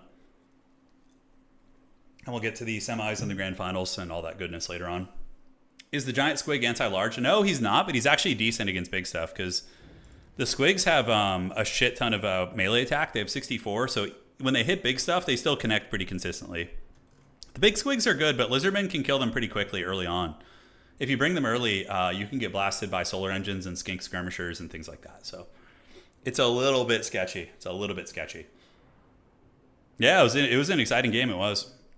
You guys ready for some Heroes of Might and Magic coming at the end of the month? Apparently, the end of this month, we have the open beta for and it's going to have all the factions and all the functionality, I believe, for Heroes of Might and Magic Olden Era, which is going to be great. All right, we're in the next round. Good luck, have fun. The Shaman on the Spider is fine. Yeah, he's totally a viable option. All right, let's do this and announce everybody here. Round 3. Feel like have fun. All right. So we're going to go ahead and do this. And we are going to battle Zablon. Okay. Rounds up, big dog. Okay, so he is trying to get a buy around here. So let me see how we would do this. The round 3 is already in full effect. And we're going to be playing Zablon. Zablon. Okay, so we got home dog here. We got our next buy round opponent. So we're playing all the homies who got buy rounds. So they don't have to suffer. Everybody get your rounds in. And let's get it. Wonder when we were going to get proper news for the upcoming Tiger update. Yeah, the Heroes Might Magic demo is great. I'm excited to try out the rest of the stuff. Me too. It looks really good. Yeah, it looks really good. And it was fun to play too. I had fun, but you know, it's a mirror match. Nice. It's for fun, so you can switch if you want, since we're playing your buy. All right, so we got our opponent here for the buy round match. And, oh, here he comes. We can go to his lobby, so let's show him the code. There we are. Okay. Cool. Run some Mangler Squigs. Yeah, they're not very good, unfortunately. All right, so he wants to... Let me see if he wants to play Greenskins or if I should switch. You can play... Regardless, you guys will get Greenskins. Because he's playing them as his core faction. Pick my faction. Anyone. Okay, I'm going to let my opponent pick my faction. He can pick anyone he wants, and then we will play them. Greenskins are not my favorite faction. They're kind of in the middle of the road for me. I like them a lot, but they're not my favorite. Yeah. Great. So the maps for round 3. Let's see what we got here. Okay.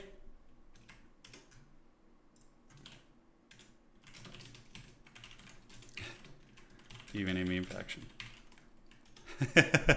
He says, I don't want to make that choice. I'm like, do it. Bretonnia. I can play Bretonnia. Bretonnia's pretty fun.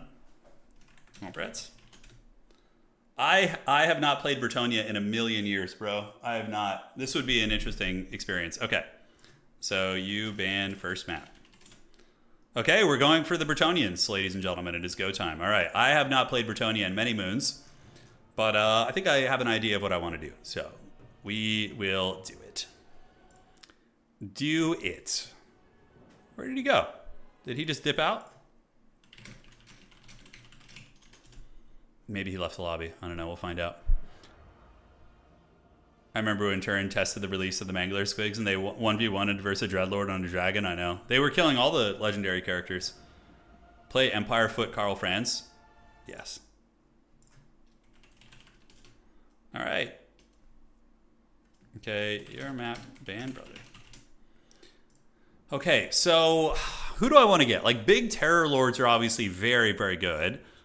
But, oh man, I don't know. Do we go like traditional Bretonnia? Okay, so I'll ban Lair. Sure. That works. So he's going to ban Cave. We will play Sword in the Lake. Oh, we're playing a Bretonian map. We're playing a Bretonian map, guys. Sword in the Lake. Sword of the Lake. Oh, dude. Epic. Yes. You guys ready for this? We have the lady is here. You know what I thought about doing as well, guys? I thought about doing a throwback ladder stream like we used to do back in the day. Thought that could be pretty fun. Uh-huh. Yes, yes, yes, and yes. Alberic is pretty good, but he's kind of boring because everybody brings Alberic, you know? It's like, do you really want to watch more Alberic games, you know? I don't know. I don't know who wants to watch more Alberic games. Hippogriffs are not bad. Like, big Royal Hippo Knights, not a terrible unit. It's a sign. The lady wills it, I know. I feel bad. In my Araby campaign I just played, and I was, like, bullying the frickin' Bretonians so badly. I was like, I gotta play some Bretonia soon. We gotta give him some love. Okay. So as far as the choices go, we can get 1, 2, and 3. Araby is actually really strong in late game. When you get their big elephants, it becomes like Norska a little bit. You get those like big Doomstack kind of situations going. Yeah, it's no joke. Lewin on a horse with Masquerade Knights, that's kind of fun. I have another idea. So we're going to get 2 of you guys, and then get you and you. Anyway, we can save a little bit of money. Yes, and yes.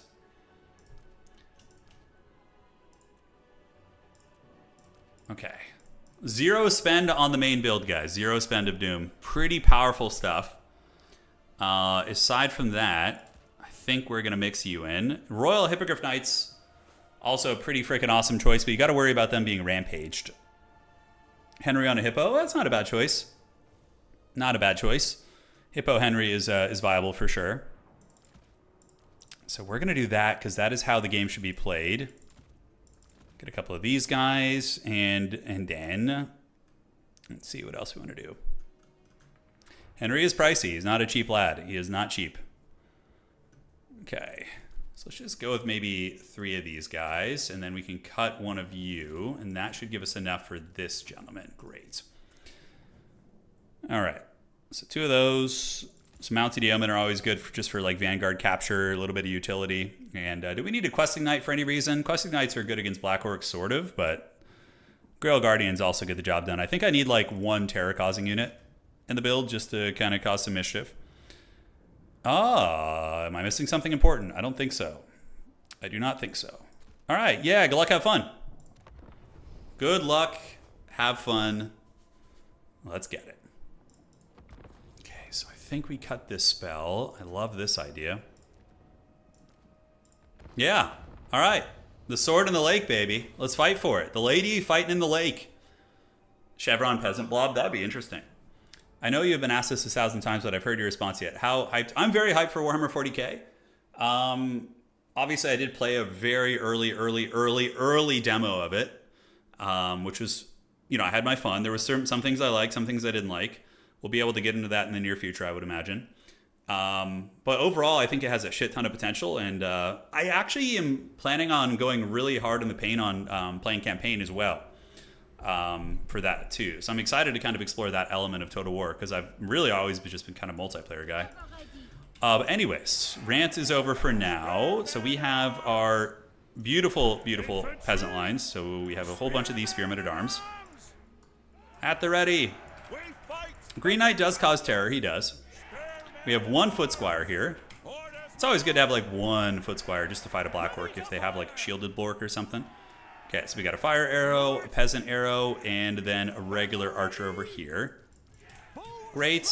And then we can get the spearmen behind these guys in reserve. Peasant mobs are going to be in the dreaded pencil formation to the front, which will be fun. I don't often do this, but we're going to kind of play around with it a little bit. Look at that. Oh, dude, look at the wiener formation coming in. Yeah. All right. It's kind of looking all right. Yeah. So we're going to do like vampire count style here and see how it works out. Okay. We got the Fey Enchantress, and we have the Green Knight, and then we have a bunch of Yeomen just to go grab objectives, and that's going to be that. All right, so we're going to go out, grab that outside objective. And the lady wills it, basically, you know? We do have good cabin reserve, don't worry. Yeah, man, I mean, I think what I suspect is going to happen, guys, I think 40k is going to be underwhelming in multiplayer at launch because of us going from 25 factions down to like 4 that are bare bones. I think the campaign will probably be pretty awesome. I don't know. We'll see. I hope I'm wrong, but you know, only 4 factions. It's going to be a big change from what we're used to, you know. All right, so let's get you guys up. Go do a little bit of that. Is a Squig Rampager, so we don't want to mess with him. The Green Knight can go hunt this character down. By the way, the Green Knight is the most annoying thing here. Michael says, I caved and bought my first miniature in 20 years. How hype? Oh, Dark Angels. Yeah, Dark Angels are great. Not too hard to paint either, honestly. Just, you know, Dark Angels green, dry brush, and then just use like a slightly brighter green to dry brush them again after the wash dries. There's a lot of really easy painting techniques for Dark Angels. So, all right. strange women lying in ponds distributing swords is no basis for a system of government. Yeah, a little Monty Python there. I love it. All right, so the Green Knight is going to go cause problems. He is going to be a disruptor and cause terror. And please give me this objective. Can we have it? I didn't get it. Damn shame. Okay, they're going to go over here then. We're going to get you back. We're going to get you back. And first things we're going to call in is going to be a fat Grail Knight, ladies and gentlemen. It is going down. All right, so you're up. Enchantress is here. Green Knight can go do a little bit of charging, although we don't want to get him enveloped by the Stone Trolls. That's not going to be great. So let's form ranks and save up for the big Grail Pimps. They're on their way. We're going to get the Spearman unit to screen out. Cool. The Lion, yes. Okay, so did we charge you? Oh, he's going to rampage the Enchantress. Shit, I wasn't paying attention. All right, it's fine. It's fine. We're going to send the peasants in, and the archers are going to go ahead and cover. That's what I get. I deserve that for my sins here, and hopefully we're going to be able to escape. I don't know if we will, but we do have a lot of troopers coming in. Green Knight is coming, and the rampage is going to be off in a second, so she's free. So we're going to go ahead and do a little Earthblood on her, and then we can do a Flesh to Stone as well to mitigate the damage coming in, and we can move you guys up. I think she's going to get away just fine. So we ended up, in case you guys are a little bit newer, we did that on purpose, of course. So let's get the Grail Knights to come out and control Group 5. You guys are right here. We're going to keep trying to weasel through here, but he's going all in, but he's going to just eat a lot of arrow fire, and it's going to be kind of rough. All right, so peasants go here, you go here. Foot Squires can go right there, and the Grail Knights are now coming, and I think we're going to get away. Yeah, you can see the fight's actually going pretty well for us. Because the Enchantress got the Flesh to Stone. We're going to go ahead and do the Combat of Cassandora right there. Great. And the Archer line, are they all shooting? They are. And it looks like there is a bit of flank pressure coming in, so let's fight here and here. And we're going to get the big knights around the back. Okay, we do get terror routed. Now what we're going to do is call you guys in. And I think we'll stabilize the Enchantress. I think she's going to be fine. She does get broken, but there's a lot of knights there lurking. Great. And they do get a big charge right there. Value trading's kind of even, all things considered, which is fun. And on the outside, it looks like there is some creepy coming in, some creepy crawlies. Let's move you guys in, have you guys come fight right here. And the Enchantress got terror routed, but she is truly broken right now. But the Grail Knights are dunking on all these guys right now. And his Goblin is dying there as well. All right, so we're going to go charge here to try and protect the Enchantress. And we want to get the archers to keep shooting at the trolls. And his Lord is actually almost dead, so that's pretty huge for us. All right, so you guys are moving in, and the enemy here, the Goblin is getting hunted. The Fae is going to rally here in a second. We're going to be fine. So that entire play was actually a pro gamer bait and switch. We're going to charge onto the Goblin here, see if we can pound town him. And then we can do a little bit of healing over there. And you Knights of the Realm can slam into the back of these guys, try and keep them in check. And you guys get these Goblins off. And his Goblin is actually very close to dying as well. So that is quite nice for us. All right, so back we go. Flesh to Stone could be used. And it looks like the Goblin Lord is in danger. The Grail Knights finally got broken, but the fighting does continue, and we can use you to kind of break some of the goblins here. Let's go ahead and get our archers back and back, so we're going to run the archers back a little bit and try and reroute them all if we can. All right, so how is the goblin character looking? He's almost dead. Spearmen are getting in to help, and the goblin is going to weasel away right there, which is fine. We're going to need some good quality cav to come out in a second, so back and back we go. So let's get all these archers retreating. There we are, and the Knights of the Realm can now surge in and fight these stone trolls, and we can give them a little bit of Flesh to Stone too. So you guys are going to fight the trolls with your anti-large shots, and we do need some bigger knights out, although Knights of the Realm will do the trick. So we're going to get them in. They're going to charge into the Swamp Things here. We're going to get the Enchantress back. She's going to use an Earthblood on herself to keep everything going, and the Green Knight is a little bit tied up here. So we're going to try and get him out. The WAAAAAGH is going down. Ooh, it's sketchy. It's very sketchy. Yeah, the Grail Knights did get Shadow Realmed a little bit, but I'm hoping we're going to be able to counterpunch with some of the healing here. We do have some fighting positions still going as well. And do we have any of those sneaky boys left? We do not. So we're going to go try and hunt down the Greenskin Lord. That's a huge win condition for us. Knights of the Realm are fighting here, but there's a hell of a lot of enemy units here. Do we want to save up for something big or just get another cav unit, get them in? We got to pile in and help. And now the Enchantress is going to need to come help too. We do see Bacon. I think if Faye comes in with her favor of the Fae, it should be helpful. Let's get some spears over there as well. And the Greenskin Lord is about to break. That's pretty massive. If we can kill him, we might just win the game because of that. So we're going to keep hunting him here. He's at 300 HP. And the Enchantress is going to keep doing her Earthbloods. Let's get everybody in there. And the Green Knight is going to get tar pitted a little bit here. But if that Goblin just runs off the battlefield, then we're cooking, you know? So we're going to keep chasing here. And Chalice of Potions is going to be active. We're going to drop it right there. Some Baconators coming around the outside. And we could call in some Yeomen to try and help out too. These are just Savage Orc Boar Boys. A big terror-causing unit could be helpful.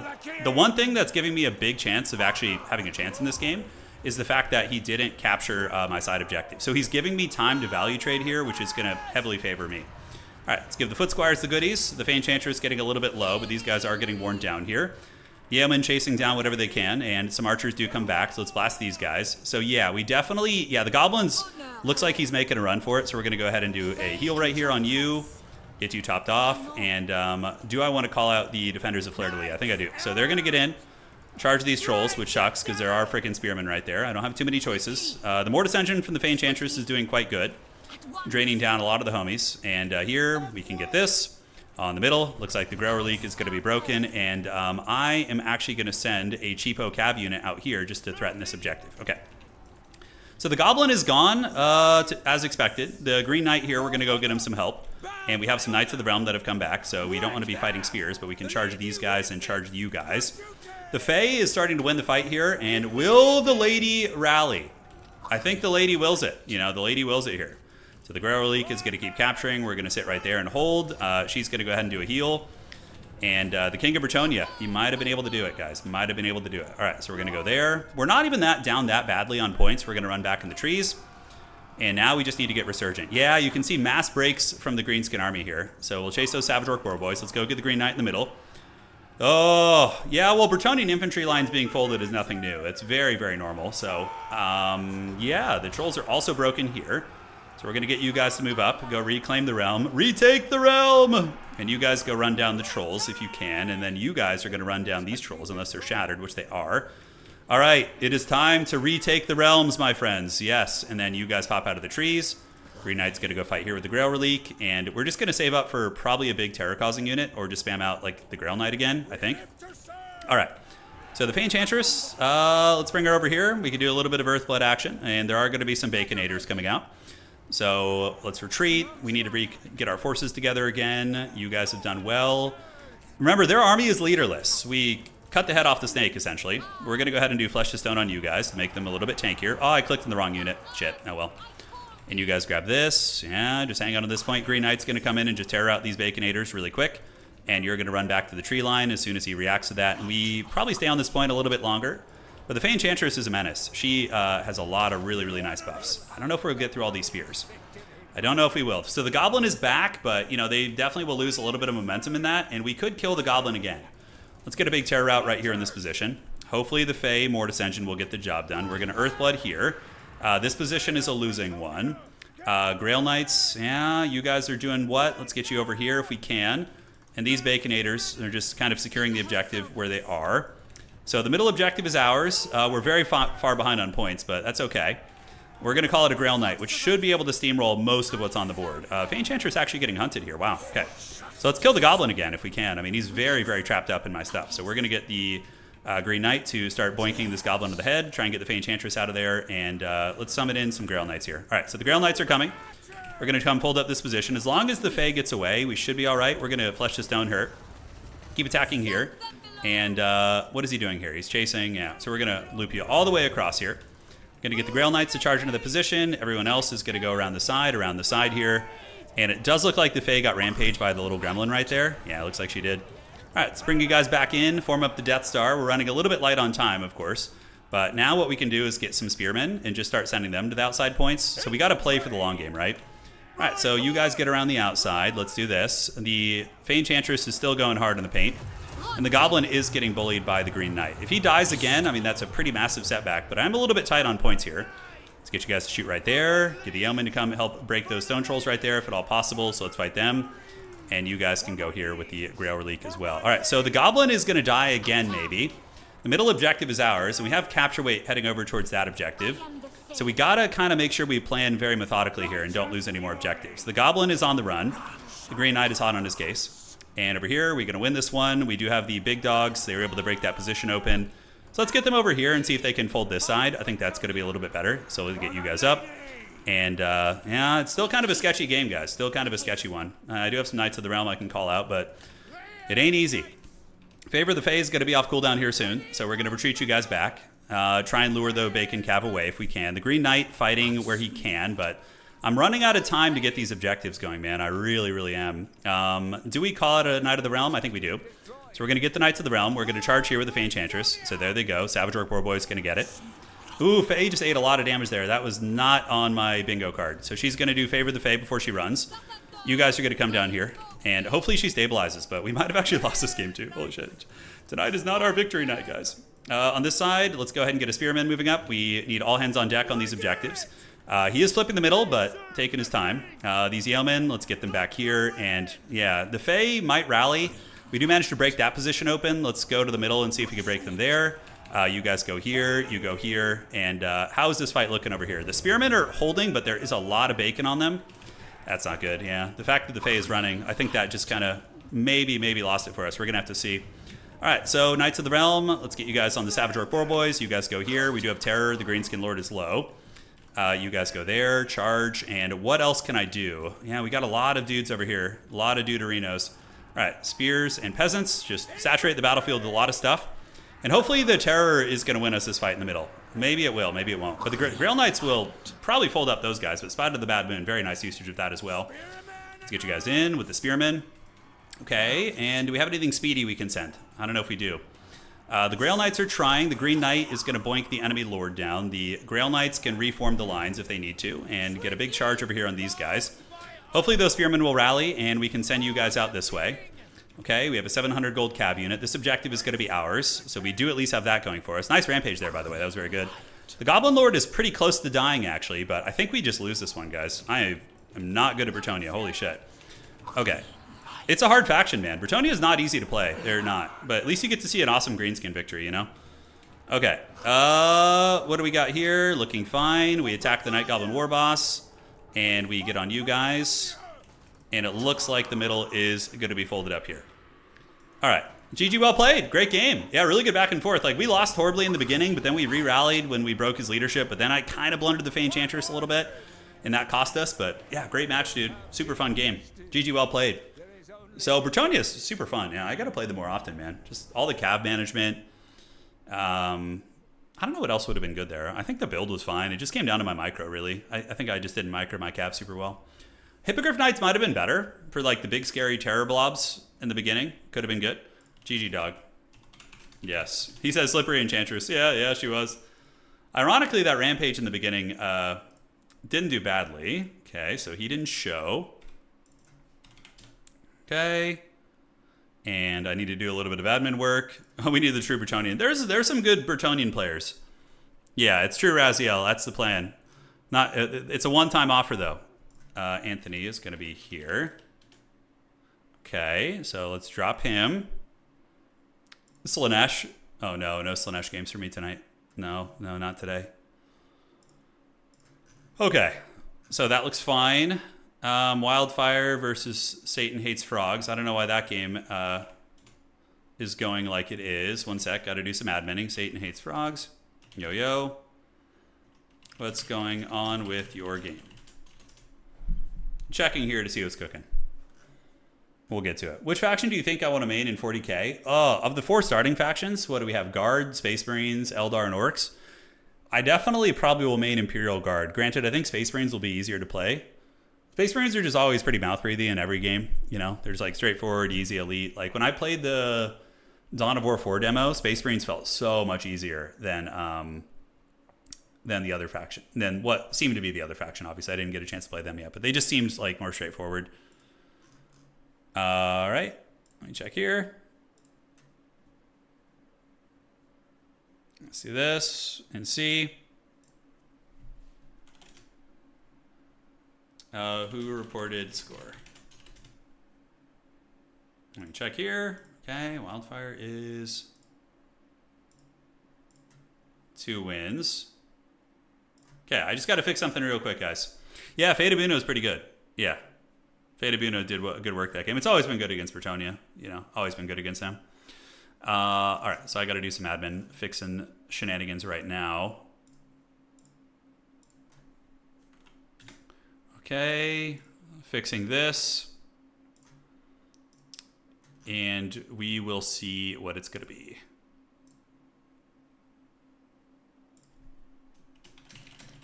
You can take an L for the round. We'll try to play it later. 1 second. Enchantress is basically Sword Maiden in this match. Yeah, she was trying. She was hanging on to that middle objective and doing her best. Okay, so let me refresh. We need to turn off the score reported for that round, and perfect. You really want a Black Legion? Yeah, man, 40k not launching with Black Legion or Chaos seems a little bit funky. Like Chaos is like the big bad, you know. They're the big bad. It does seem a little bit strange that they're not getting their own deal. By the way, somebody told me Iron Warriors are getting their own section. Yeah, look at this. If this isn't a big tell that we're not getting, that we're getting the big boys. Oh, look at that. Yeah, they have the mutilators and stuff. Look, there's nothing here yet, though.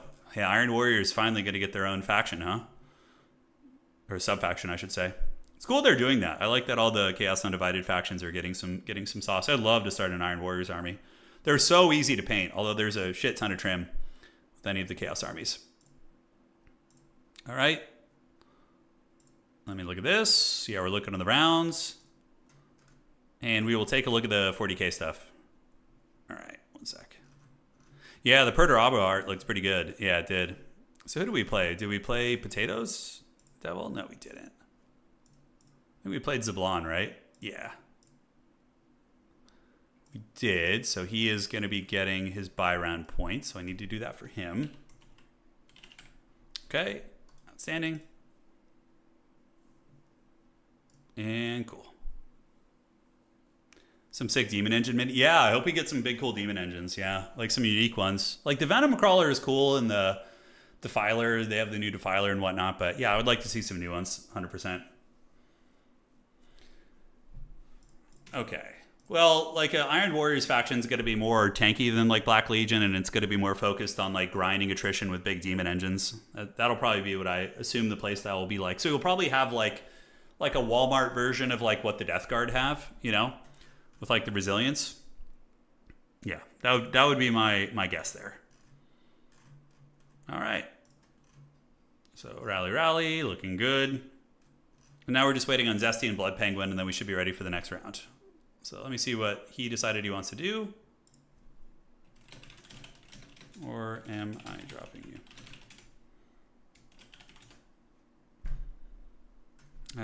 You got 5 minutes, G. Okay, so we just gave that player the update there. What are the chances that Perturabo is teamed up? Yeah, Vashtor. Yeah, that would actually give him something to do, right? I heard the Vashtor guy like never gets played. All right. Corn. So what'd you send me? You sent me the... Okay. We're going to look at the new 40k stuff. Okay, so today we're looking at how the focus you choose for the army will affect the missions your force is sent on. Okay. Just reading through this. In the mission packs, the way you built your army had no impact on the missions the game asked you to complete. Khorne Berserkers might inexplicably race to stand on objectives in the corner of battlefields, or Tau Fire Warriors might find themselves assaulting entrenched melee units to secure a few extra victory points. The new missions encourage you to complete the sorts of objectives your army would naturally want to pursue. When you build your army, your detachments each unlock a different force disposition, one of which you will choose to represent your army's force disposition for each battle. This establishes the broad mission your army would likely be assigned to accomplish. Like any good general, however, you'll determine the manner in which you achieve that mission based upon real battlefield conditions and on the ground. By comparing your chosen force disposition to your opponents at the start of the battle, you find out specific details of the mission you're going to be playing. Interesting, okay. So there are 5 force dispositions in total. Take and hold, purge the foe, disruption, reconnaissance, or priority assets. Okay. So each of them is geared towards thematic mission objectives. So army choosing purge the foe will often score victory points for wiping out enemy units, while one opting for disruption. Okay, so you have flexibility with how you want to play the mission based on the army you build. So if you're playing Death Guard, you bring 120 Poxwalkers to the table, right? You're probably going to want to do take and hold, which is going to be, your game plan is going to be focused on objectives. So that's kind of interesting. So you choose how you want to play the game. I suspect there will be a meta very quickly of certain ones that are much easier than others to accomplish, right? I do suspect that, but kind of an interesting take on things. Okay. All right. So the primary mission for Purge the Foe, taking on disruption forces. Yeah, so you have your own little mini missions. Okay. Yeah, and the detachment info. I will, Khorne, I will. Yeah, I think we're going to be starting the next round, but that's kind of a cool take on it. I'm curious how it'll play out, but we will see. All right. These are just game modes, right? You're saying, no, that's probably competitive. Is going to be like that. Yeah, competitive 40K, which is a bit of a meme. 40K has always been a haggard competitive game, but it's still fun. Going to tournaments is great. The best part is, well, I didn't scroll down far enough to look at everything, so there could be more. All right, let's advance it. We're going to do this, advance the Swiss, and next round is up. And I don't think Homie is here. Is it possible can I get a buy round and we'll be able to play in the next round? If not, no worries. Okay, we're going to give this gentleman like 30 seconds to respond. 30 seconds. Then I gotta act. All right. Yeah, we'll see how it plays. I mean, terrain is going to be objective, so like you'll need to put like buildings down on the table, and your goal will be to like hold a building or whatever, right? You know, there's like valuable intel, there's assets there, different shit like that. So that's probably how that will work. Okay, doesn't look like he's going to say anything, so we are going to go ahead and do the drop. Oh, competitive 40K cheating videos. Yeah, it's pretty haggard. I've had people cheat against me before in tournaments.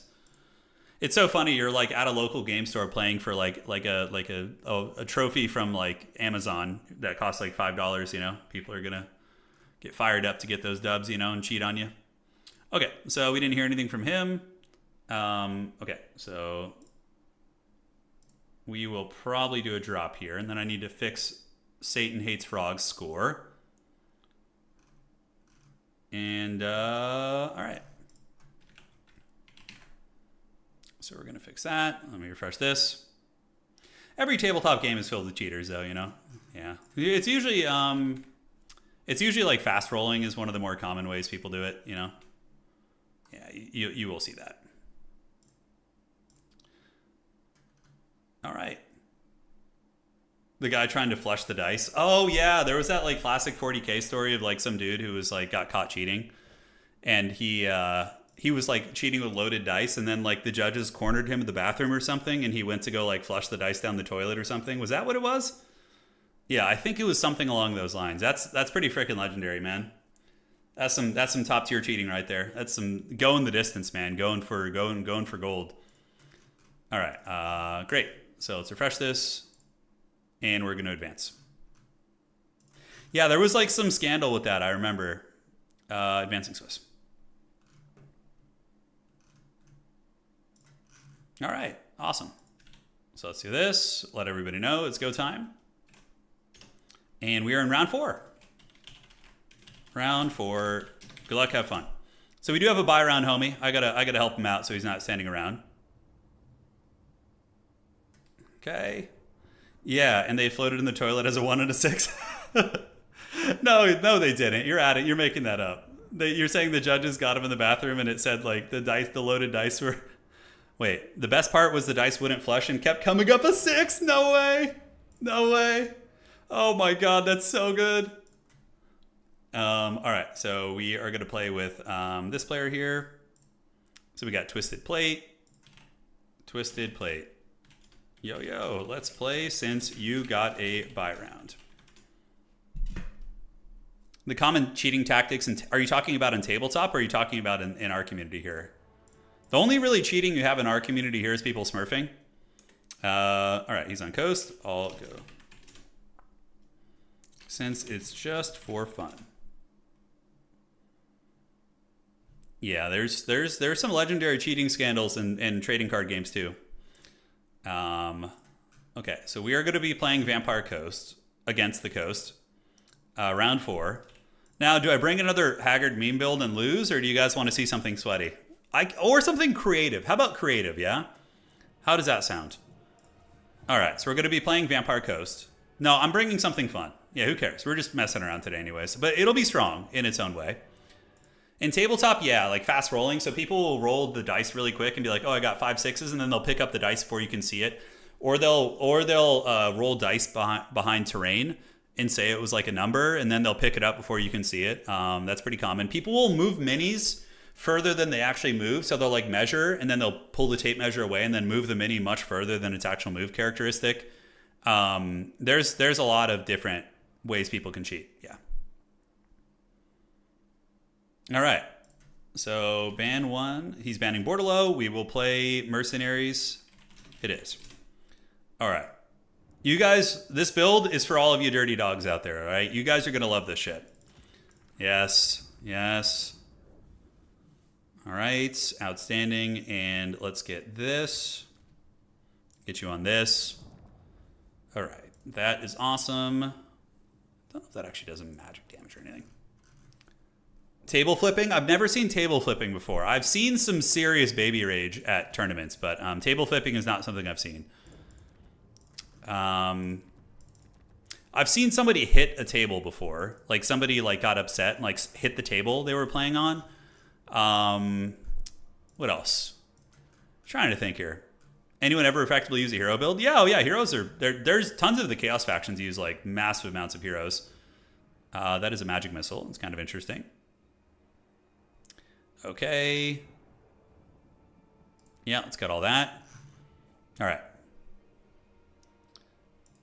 Players readying up for their opponents is ready. Oh no, that's not cheating, Dark Horse.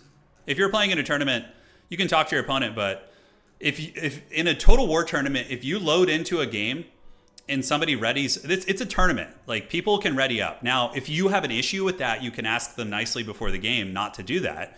But that is not cheating because you can't ready up here. Both players have to ready up with the armies, so that doesn't happen in tournaments. But if you load into a tournament game and your opponent readies up quickly, well, it's a tournament. You know, it's a competitive environment. There's probably no ill intent by that. That's not cheating. All right, so let's do this. And then we are going to get some of these guys out as well. If we're talking about like ladder, yes. If you're on ladder and like somebody readies up while you're building your army, that's some bullshit. But again, it's not like, it's a different beast. All right. So let's get you guys here, here, and here. You guys are going to love this build, by the way. It is everything that you didn't know you wanted. All right, so let's do the... How much... God, why is that thing so expensive? Jeez Louise, dude. It is so pricey. Okay. Okay, after the armies are ready, but deployment isn't finished. Yeah, it's not... No, if you're in the game, it's not cheating. No. There's no rules against that in the tournament. You have 60 seconds for most players that play in a tournament. 60 seconds is totally legitimate. That's enough time. And yeah, that's not against the rules. Okay, so how else do I want to do this? You guys are going to love this shit, by the way. We are going to do squig hoppers. Yes. And what else do we want? Oh, this is going to be so supremely haggard, guys. And do we want trolls? Trolls are all right in this matchup. Like, stone trolls, I feel like, have some viability. Coast versus greenskins is tough still. Yeah, it's definitely coast favored, but we're having some fun here. The build that we're bringing is going to be incredibly unorthodox. So, yeah, fasten your seatbelts and get ready for a good time. Let's cut the chevrons off. Let's do this. And we are going to go ahead and get you, and can we get one more of these? Can I save money somehow? Yes, we can. Looking for group? Yeah, what's up? Mass greenskin archer spam? Yeah, mass orc arrow boy spam usually is the meta, but we're not playing that. I'm bringing the big flavor for you guys. You're going to love it. Oh my god, don't tempt me with the big end. Don't, stop. It must not be the case. Okay, so we'll get you and you to creep up here. Where's the Norskin dwarfs at? Oh, the Norse dwarfs, huh? Hell yeah, dude. Norse dwarfs. Oh, we got to do this. This is the play. Yeah, baby. The teeth robbers. Okay, this build feels like absolute shit, but I think it might get the job done. We're going to see. Yeah, good luck, have fun. Oh, the map is wrong. We need to switch the map. It's going to be Talea. Okay. Here we are. It is go time, guys. It is go time. All right, let's do it. Goes from I won't play a meme build to it'll be strong in its own way to this might build be absolute shit. Yeah, no, it's the evolution. Guys, it's a mass goblin build. You guys wanted it, and I'm bringing it, all right? We are bringing it. We're going to rob some teeth, dog. They're doing great. Okay.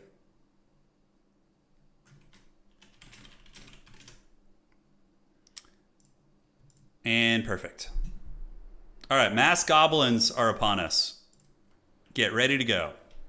All right, so we got 3 hobgoblin, or not hobgoblins, 3 wolf riders. We have a mass goblin infantry line who's going to be advancing up on the side. Yeah. I mean, if we can win with this, that'll be pretty sweet. And we got 2 night goblins who can vanguard up on the point. Yes, sneaky gets. We have a war boss. We have a Snagla who's going to be launching spiders, and we have a hag.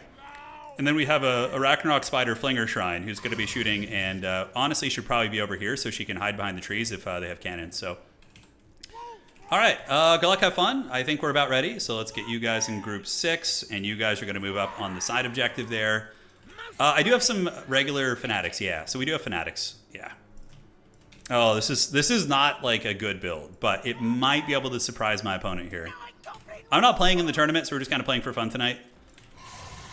And trying out some weird shit. Oh, no, we have a regular goblin on a squig. I wanted a little bit of mobility. I almost brought Skarsnik, but yeah. Snaggle also has Vanguard. Oh, pro gamer plays. That's right. I forgot about that. Thank you. Oh, shit, he has Vanguard too. All right, cool. Yeah, Fanatics might get the job done. We'll see. All right, looking good.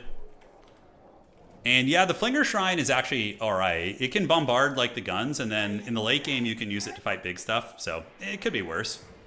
It has the dreaded sticky webs. Yes, we all know the sticky webs are coming. Let's get you guys to go to the middle, actually. We can run you guys around in a group together. I think that's going to be fine. 3 and 4, and then 5.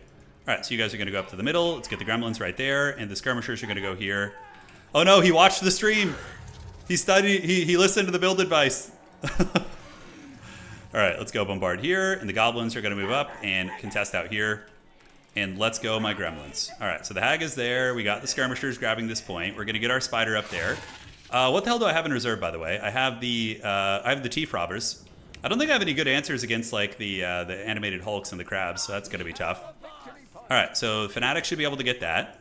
Yeah, and then the skirmishers have gotten this one. Outstanding. So they're going to go up and around the back.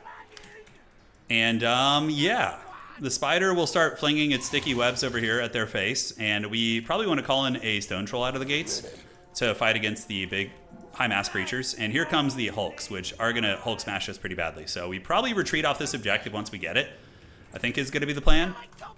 Let's get in the trees. We can start Spirit Leeching Slaughter, but saving the Fate of Unos is going to be better. And, all right. How are they doing? Are they going to get that damn point? Come on, guys. Come on. Friggin' capture it! Oh! These guys will suffer against Spider Riders. So we'll get them with some Spider Riders. We do get the objective. Great. So we can get the Fanatics back.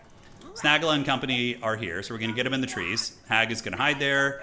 We're going to go do a little Spiderling summon over here and use them to get on top of the gun units. The Hag is going to run around and hide. The Spider Riders are going to tie down you guys, and then we can get the goblins, and goblins moving up on the point, trying to hold that one, and we do have a triple cap on our opponent now, which is great. So the trolls can move in and attack here. We summon the Spiderlings of Doom, and now they're going to move out of the trees, so looking good. So now we can retreat with you guys. Hag needs to run away a little bit. She's getting in the danger zone. Whoa, she's really slow right now. Jeez Louise. All right, so let's call the spider into melee. And over here, I'm hoping we're going to be able to hold this down. So let's get our skirmishers that shoot at you guys, and hope we can hold on to that point. All right, so the hag is running away. Our Haggard Spider Summon got the job done, and we need to get Snaggle over here and snare down these Rotting Prometheans. They're actually doing a considerable amount of damage here. So we'll get some Spider Riders to come in the front, tie them down, support the hag a little bit. We're going to mither them right now, so the mithering is on. And then we should be able to snare them in place. So Snagla does have a net ability, so we can net down those guys. Run away a little bit. Let's get the spider to turn and fight the Morngul Haunter, which is going to be nice. And then we can rampage you. So we're going to rampage you, and we can turn and 3v1 that thing. And I'm honestly down to even Spirit Leech it. That's going to be fine. So the sneaky tricks are in full effect, guys. So far, the sneaky gets have been extra sneaky, and we've been able to isolate and trap a couple units, which I love to see. And any other vanguards? We're gonna go rob some teeth, boys. We're gonna go rob some teeth. So the Morngul Haunter got lured into one of our tricksy traps, and now we're gonna go ahead and do. Oh, I blew my load a little bit too early there. That's a shame. All right, so the Morngul Haunter is down. He summons a crab on us. We're gonna go send one of you guys onto the bomber mobs there over here. It's a hard fight, but our arrow boys are actually doing quite good. So now we just kite those guys a little bit. Let's get the teeth robbers in the woods and get the moon howlers coming over the top as well and prepare for some ambushes. So we just kite those guys back. Let's go right here. We're going to get goblins right there and one goblin right there. The error boys, we can move up on the point to try and not lose it, but I think we're going to lose it anyways. And the trolls, yeah, going to get circle beaten a little bit, but it's okay. So now we can do the spider. We can launch there. The WAAAAAGH is active, so we're going to go ahead and do that. Get everybody nice and sauced up here. And we're going to go charge this handgunner unit with the T-Frobbers and our moon howlers and stuff. All right. So we're able to hold on to the side objective like so. I'm waiting for sirens. You know, I feel like sirens are going to be the problem. We're about to get those handgun units, so now we can charge in with our 2 characters and do a little bit of work here. And those are going to be the damn Knights Errant. So we sacrifice 1 cav unit and we charge in with the other 2 there. Okay, so we get the bombers. The trolls are paying the troll toll. The flinger shrine is flinging. We're going to shoot down here and fling a little bit more. And I think I need something to kill depth guard here, so we're going to get a stone troll to come over here and boink them on the face. All right, so we've gotten into combat. We do have Spider to Bad Moon. The T-Frobbers are robbing some teeth. Let's go ahead and run them to the back of the map if we can. We're going to run away with you. And the hag lady is going to need to run. These are dickhand mobs, so we need to get back. Let's get you guys back. Call you guys in and try and reclaim this objective. Yeah, our poor little goblins are getting it pretty good here. But I think there's 2 depth guard in here now, guys. So we need to start focusing our efforts on those depth guard. Oh, the sticky webs got him. The sticky webs got him. Oh, hell yeah, dude. Let's go. All right, so now it's time to unleash the squigalanche. So we're going to get 1,000,000 squigs. We're going to get 3 of these bad boys, and they're going to come and start munching on these depth guard. 100%. So you guys get in. Yeah, perfect. The handgun mobs back there are a little bit sketchy. We can try and loop around that way. And the damn Knights Errant still causing some mischief. Flinger shrines are in effect. Get you guys on the depth guard that have gone too deeply and too greedily back here. We have squigs. Oh, let's get the squigs to just feast, bro. Just feast. The outside objective is safe. He's not going for it. And we can use the web shrine to just start shooting here. All right, T-Frobbers, the Knights Errant are going to be off the table soon. We do have a spider summon probably ready to go again. So we're going to do a spiderling summon right there. And they're going to go around the outside and get on the missile units, get on the missile units. And look at the depth guard getting munched on by the squigs. You got to love to see it, man. All right. So the depth guard are down for the count. We're going to weasel you guys around the outside. The T-Frobbers can come back in, or they can just wait in the trees over there. I think that's going to be fine. And that's going to be... Oh, no! Van Geist Revenge! Oh, no! Dodge it! Okay, we mostly dodged it. Yeah, it actually just ended up hitting the depth guard. All right, that's great. So we're going to get you in. We're going to fling you right here, get the spiders around the outside, and we are going to go ahead and get an unholy legion of diving units now. All right, dive, dive, dive. You guys go on the backside, and we're going to get in all up on their shit here. All right, so the big squig, we can rampage you guys. I think they're out of range, unfortunately, but I'm going to try and get a little bit closer. Spiders fight right there, or those are fanatics, actually, so let's throw some fanatics at them. Yes, perfect. Let's not hit our own guys, if at all possible. Thank you very much. But the spiderlings have gotten back there. I want to get a rampage going, so I'm going to try and weasel through and get a rampage on these guns, which is going to force them into melee. Come on, give it to me, precious. Just get a little bit closer. All right, the trolls are boinking. You guys are going to come here. The goblins are getting it, and we need to get you guys in the back. We get the rampage off. Great. So the rampage is done. And Snagala can do a snare on Celostra, and we can try and get a little bit of a chase. Charge right there on you guys. And great. Let's get some more squigs. Move you up for the Fate of Bunas. Unsummon you guys. And it looks like there is some scurvy dog presence over here. But the great thing about goblins is they're pretty good at responding to these kind of threats like this. So we should be able to wreck them over there, I think. Celostra is getting it. Let's run away there. We're going to dodge the Van Geist Revenge. And the Spider Riders can come around the outside, get on the gunnery mobs. Are they the black spot? They are, actually, okay. The Goblin needs to run, so we're going to use the Tormentor Sword to try and snare that shit in place and pull them back. A couple Stone Trolls are going to be L-boinking you guys, so let's get them to boink right here, while Snagala is all good to go. All right, so we're going to start hitting you, get you with the Spirit Leech, and then, honestly, I don't mind Fate of Bunaing these guys. They're kind of an expensive unit, so we're going to do that. The WAAAAAGH is ready, and were we able to stabilize on the outside here? We got Goblins coming in. Yes, we do. So our little T-Frobbers got the job done. Okay, let's go. Let's go. Go, my gremlins. Get in there and feast. The hag should trade pretty favorably there. We're going to give anti-large to these guys, where they fight there. Outstanding. And the Flinger Shrine can come in and help as well in melee. Okay, he's going for the Lord kill, which is smart. Hopefully we can create some distance and not get terror routed off the edge of the battlefield. Squigs. Yep, let's go in and fight. Go in and fight. And we have the double cap. We do have the double cap right now, guys. Oh, man. Losing my little gremlin would suck pretty bad. I do have the hatchlings. That might help a little bit, but I don't know. It looks like my goblin guy is going to get punished, and we'll use Mither, too. If I can rally him and get him to the edge of the battlefield, that's going to be pretty big. And here comes the big pressure. So this could be a momentum shift for us. Granted, I can always resummon. We're going to pull you guys down this way, and we're going to let you guys continue running there. Hopefully the goblin rallies. He is going to be losing his Haunter for it, which is nice. But yeah, that leadership bomb is going to hurt. Granted, I think I'm well enough ahead in many regards that I think we're okay. So we're going to get the Fanatics to come out. Oh, tight call. Just launch the Fanatics before you break. There you go. So the goblin is off the map. Leadership is going to be fickle here, but we do have a double cap. We're pretty firmly in control of a couple points on the battlefield, and it looks like these guys are getting it. I never liked how depth guard crumble when they're vampires. They're not in. Oh yeah, vampires have always crumbled in this game, anyways. It's kind of because they're unbreakable, you know. Yeah. Although vampires, I guess, would run in lore. They would have like actual retreats and whatnot, right? These halberds back here, these are Bloody Reaver Depth Guard. Yeah, we don't want any of that smoke. Jeez Louise. All right, so we got the Morngul Haunter down. We're going to resummon our Gremlin character and summon you. You guys are fighting here. These are the Warlords boys, a pretty stalwart little goblin. And everybody's coming up. Let's go get the squigs on you. And then we can call in some goblins and some goblins. Yeah, and he's going to try for that outside objective again. But I've been banking a lot of money to react to these threats. See, instantly just like 8 units get summoned. Pretty great. So let's get you guys there, and the shrine, we need to keep the spider fighting Celestra, and you fighting Celestra as well. And spiders can go into the shotguns here. Let's get you guys across. Snagala and company and the squigs, go run them down. Yeah.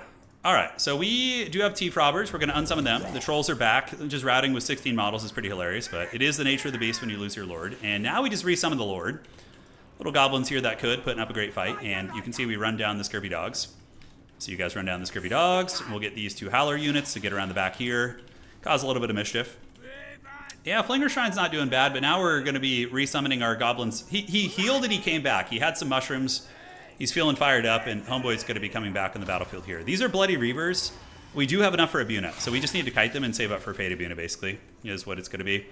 All right, so goblins up on the point here. You guys have run over the Scurvy Dogs. And we're going to get some fanatics all up on them right now, guys. Oh, hell yeah. Let's go. Fanatic time. Yes, hit our own guys. It makes the most sense. Oh, fanatics. All right. This one's so hard to aim, but that one should get the job done. Although they're going to run into it if I'm not careful. Yeah, you got to be careful with fanatics. I just ran into my own fanatics super hardcore, so. All right, so you guys park on the objective here. I think we yield this one.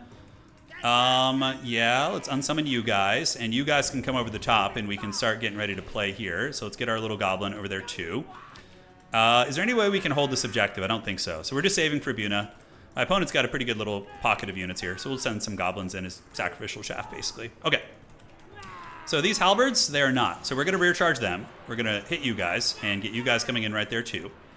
If my opponent tries for the outside point again, we can teach him. We'll use Fate Abuna there. We're going to go ahead and mither down the Bloody Reaver Depth Guard and then slap them with the Fate Abuna afterwards. So it's going to be pretty devastating. Let's get you on the mobs and get Snagala and company to go shut this shit down right there. He's shooting at poor Snagala. But the middle objective should be flipping to us. Yes, it did. Okay. It did indeed. All right, you guys want to see a pro gamer play right now? Let's do this. So we're going to do this, this, and this. And we're going to get a Doggo 2. And we're going to go steal his supply camp in the back.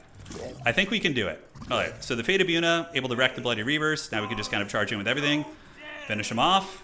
And we're going to go steal, on this map, there's a supply camp in the back, and if you steal it, you get bonus supplies. It's pretty great, so we're going to go try and do that. All right, so those guys got a full surround right there. Celestra's coming in. The Bloody Reaver Depth Guard are pretty close to going down. As a matter of fact, we could just kind of grind here with you guys and you guys. Do you have any Fanatics loose? I don't think we do. All right. Let's do that. And we are going to keep going here. Perfect. So let's throw some Fanatics out here. Oh, yeah, look at that. Outstanding. Cool. And we're going to go this way. Let's get on the back. And my opponent may be going to try and stop me. I'm not sure. I want to do it. It's a little bit risky, but certainly sends a message. And on this side, we can call in some Vanguards. So Vanguards and T-Frobbers, they're going to come up here and get on this. And the big spider is eating a little bit of DACA, but here it comes. The supply steal. All right, we're going for the supply camp. Yeah, we're going for the supply camp, baby. And it looks like Snagala did survive, so he's going to run away. We're going to get back from the guns here. And, yeah, so we are going to steal our opponent's supply camp. It should happen in a second, or is it not working? What the hell is this? Can we not capture this? Is it bugged? Oh, maybe they turned that off for this map. Maybe the map maker turned it off. If they did, that's a shame. That actually could cost me a bit. All right, so we're going to run back this way. Should be fine. We're going to go back that way. I think we're pretty well ahead, so it doesn't matter too much, but I guess I'm not able to capture it? Yeah, I don't know. Regardless, we can start entrenching on our outside objective. Let's get the webs and start throwing at the blunderbusses. We'll get a Wolf Rider, come down here. You guys just keep kiting and being a goblin, and it does look like my opponent is going to be trying for this, but I have a million Goblin Tribe units. They are coming. All right, so we're going to go here. We're going to go here. Snaggle is chilling. There's just way too many Gobbos on the board to get rid of, and this point is now in the process of flipping. The teeth robbers robbing some teeth. We can even get the spider in there to help out in melee. It'll be effective. So you guys go. You guys get on the blunderbusses, although we're kind of caught up on some of the depth guard here, which is a shame. The Goblin War Boss, we can put him in control group 1. I can rampage some of those units, but yeah. Don't think they're going to have too many chances to get my objective here. All right, guys. Last time you played, the map had the same problem. Yeah, I mean, it's fine, as long as you know that that's the case. We can rampage you, and then we're going to torment your sword. Then give the Spider to the Bad Moon to give anti-large to all the boys. This objective is going to be taken. We're going to drop a WAAAAAAGH, get the power going, guys. He patched the map to remove the steel camp ability. Got it. Okay, that's fine. Yeah, that's fine. He should probably just remove the icon in general, just so people don't try and do that. But yeah, victory is ours. All right, so the masked goblins, they didn't do terribly. The Flinger Shrine was actually decent. Managed to get 2,200 value. Snagla did fine. Hag did fine. And yeah, overall, fun games. Fun games indeed. Let me find my opponent here. Fun game. We're going to do this. And we will need to fix something here. Okay. Yeah, the icon tricked us. It did. I was very excited to steal the camp. I was very excited. All right, Max, I need to fix your game, so we're going to do this. There was a time, you know, a time in the good old days when the Empire used to consistently do well against vampire counts, but apparently those days are just gone. Yeah, the Squig Swarm. Who's favored in Greenskins versus Dark Elves? I don't know. I assume it could be kind of even-ish. The Greenskins are favored in the Cav fight, but Dark Elves have some other really scary tools they can use too, so I don't know. Let's do this. 0, and that's going to be 1 for you. Then I need to switch your scores. The Squigs were unleashed. They were launched into orbit and feasted on the depth guard units. So we got one more round. I'm going to try and cast the next game as well. All right. Perfect. And where are we? So driver should have 3 wins, and Max should have 4. Okay. So just need to fix this real quick. Yeah, Masked Goblins is like not... You know what? Maybe I'll try and play a tournament for you guys where it's only goblins. I'll do Masked Goblins every game. The problem is, one of the best things about Masked Goblin builds is people don't see them coming. Like, they are expecting orcs, but if they know Masked Goblins is coming, they can know your weaknesses and know what units you're missing. And that becomes the kind of the main problem with that style of play, right? Yeah. All right, so that's about ready. Looking good. Looks fine, and that is fine as well. All right. Yeah, good times, man. Good times. So we got a couple games still going here. The trolls did really good. Trolls are decent, the stone trolls, because they have missile resist, and they also counter the crabs. So they can fight crabs, they can fight depth guard. There's a couple other things like that. Yeah, the Empire Vampire count matchup feels horrible now, especially with the player who knows what they're doing. It does, yeah. It used to, like, even 3 years ago, it used to be favored for the Empire, I think. Like, I remember I actually beat Voidlaws in a tournament using Empire against and he was the #1 player in the world at the time, and I was able to defeat his vampires with Empire. I'm nowhere near his skill level. I don't know what changed. Maybe just like a bunch of bouncing patches, or maybe vampire count players just kind of learned how to abuse certain things. They're like the Spanish Inquisition. Nobody expects them, yeah. There you go. But I don't know what it is. Like, yeah, the vampires just stuff you, and you can kind of value trade against them, but they're just so effective. And Scab Scraith just counters all your infantry. What are you going to do? Go Great Swords? If you go Great Swords, they get wrecked by Crypt Horrors and Vargeist. And if you go State Troopers and Flagellants, you get annihilated by Scab Scraith. I think if you removed Scab Scraith from the vampire counts or made it balanced, it might be a doable matchup, because then you could go with like Flagellants and maybe some State Troopers like Spearmen with Shields and actually have a grinding chance. But with Scab Scraith, it's like impossible to bring State Troopers. They just get like 2-shotted. Yeah. I don't know what it is, man. Yeah, people also learned that Crypt Ghouls were very good, and using them to Vanguard push objectives, things like that. Yeah, it's very, very tricky. All right. What is the standard funds for tournament play? Yeah, let me show you real quick. So you just go to battle, skirmish, and here's the standard funds right here. So 9,000, 9,000. Yeah. So you got 9,000. Whereas land battle is 12,400. Domination, old land battle. Domination mode is 9,000 and 9,000. So your army's actually bigger than land battle, but you call it in. So the battles become larger in scale than old Hammer from Warhammer 2. But it's a very different beast because you can resummon units. It's a little bit more similar to tabletop in some ways with objectives. Like if you're playing 40k or playing Old World with objectives, people do that now.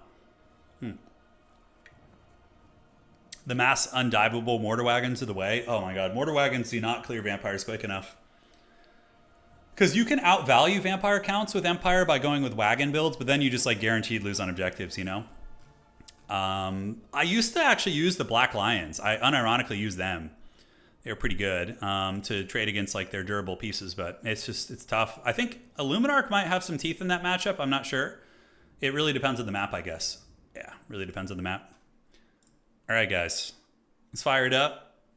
We got the round has one game left. So Captain Muffin versus Kane 8. Fixed. And Captain Muffin. Let me know when done. All right. Yeah, wagons get countered by a fair amount of stuff. Yeah, Fellbats, Hex Wraiths, grenade launchers. It's so hard to keep them online against good vampire count players because they just fly over your head with Fellbats, you know. And you have to dedicate an 850 gold unit to protect them, and it's such a waste. So the vampire count player is spending 350 gold to tie down like 1,600 gold worth of your shit. It's really, really troll. Yeah, I don't know. I don't know how you win that matchup against a good vampire count player. 3 Hellfire rockets? Oh my god, no. Artillery is really risky, but you can bring some arty on some maps. Like a single cannon on like a dead open field map maybe could be viable, maybe.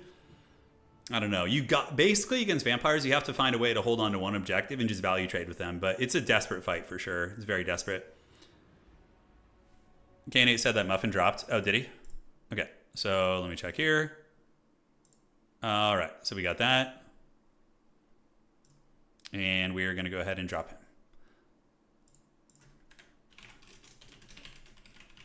All right, so we're going to the next round, guys. Sorry, I had a bunch of messages I'm being swarmed with.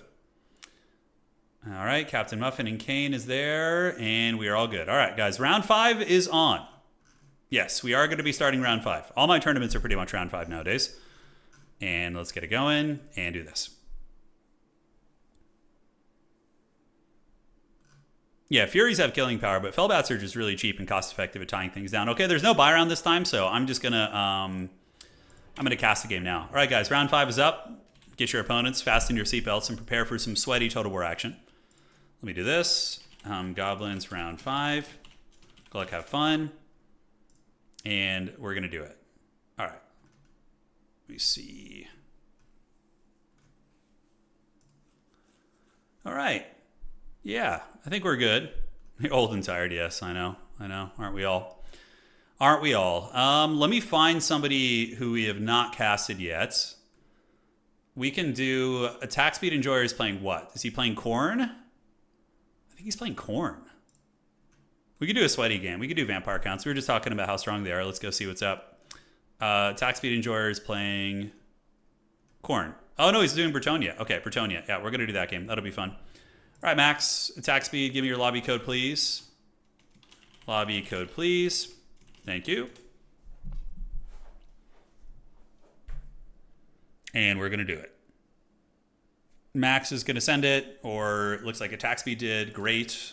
Let's get in here and fire it up. All right, so joining that.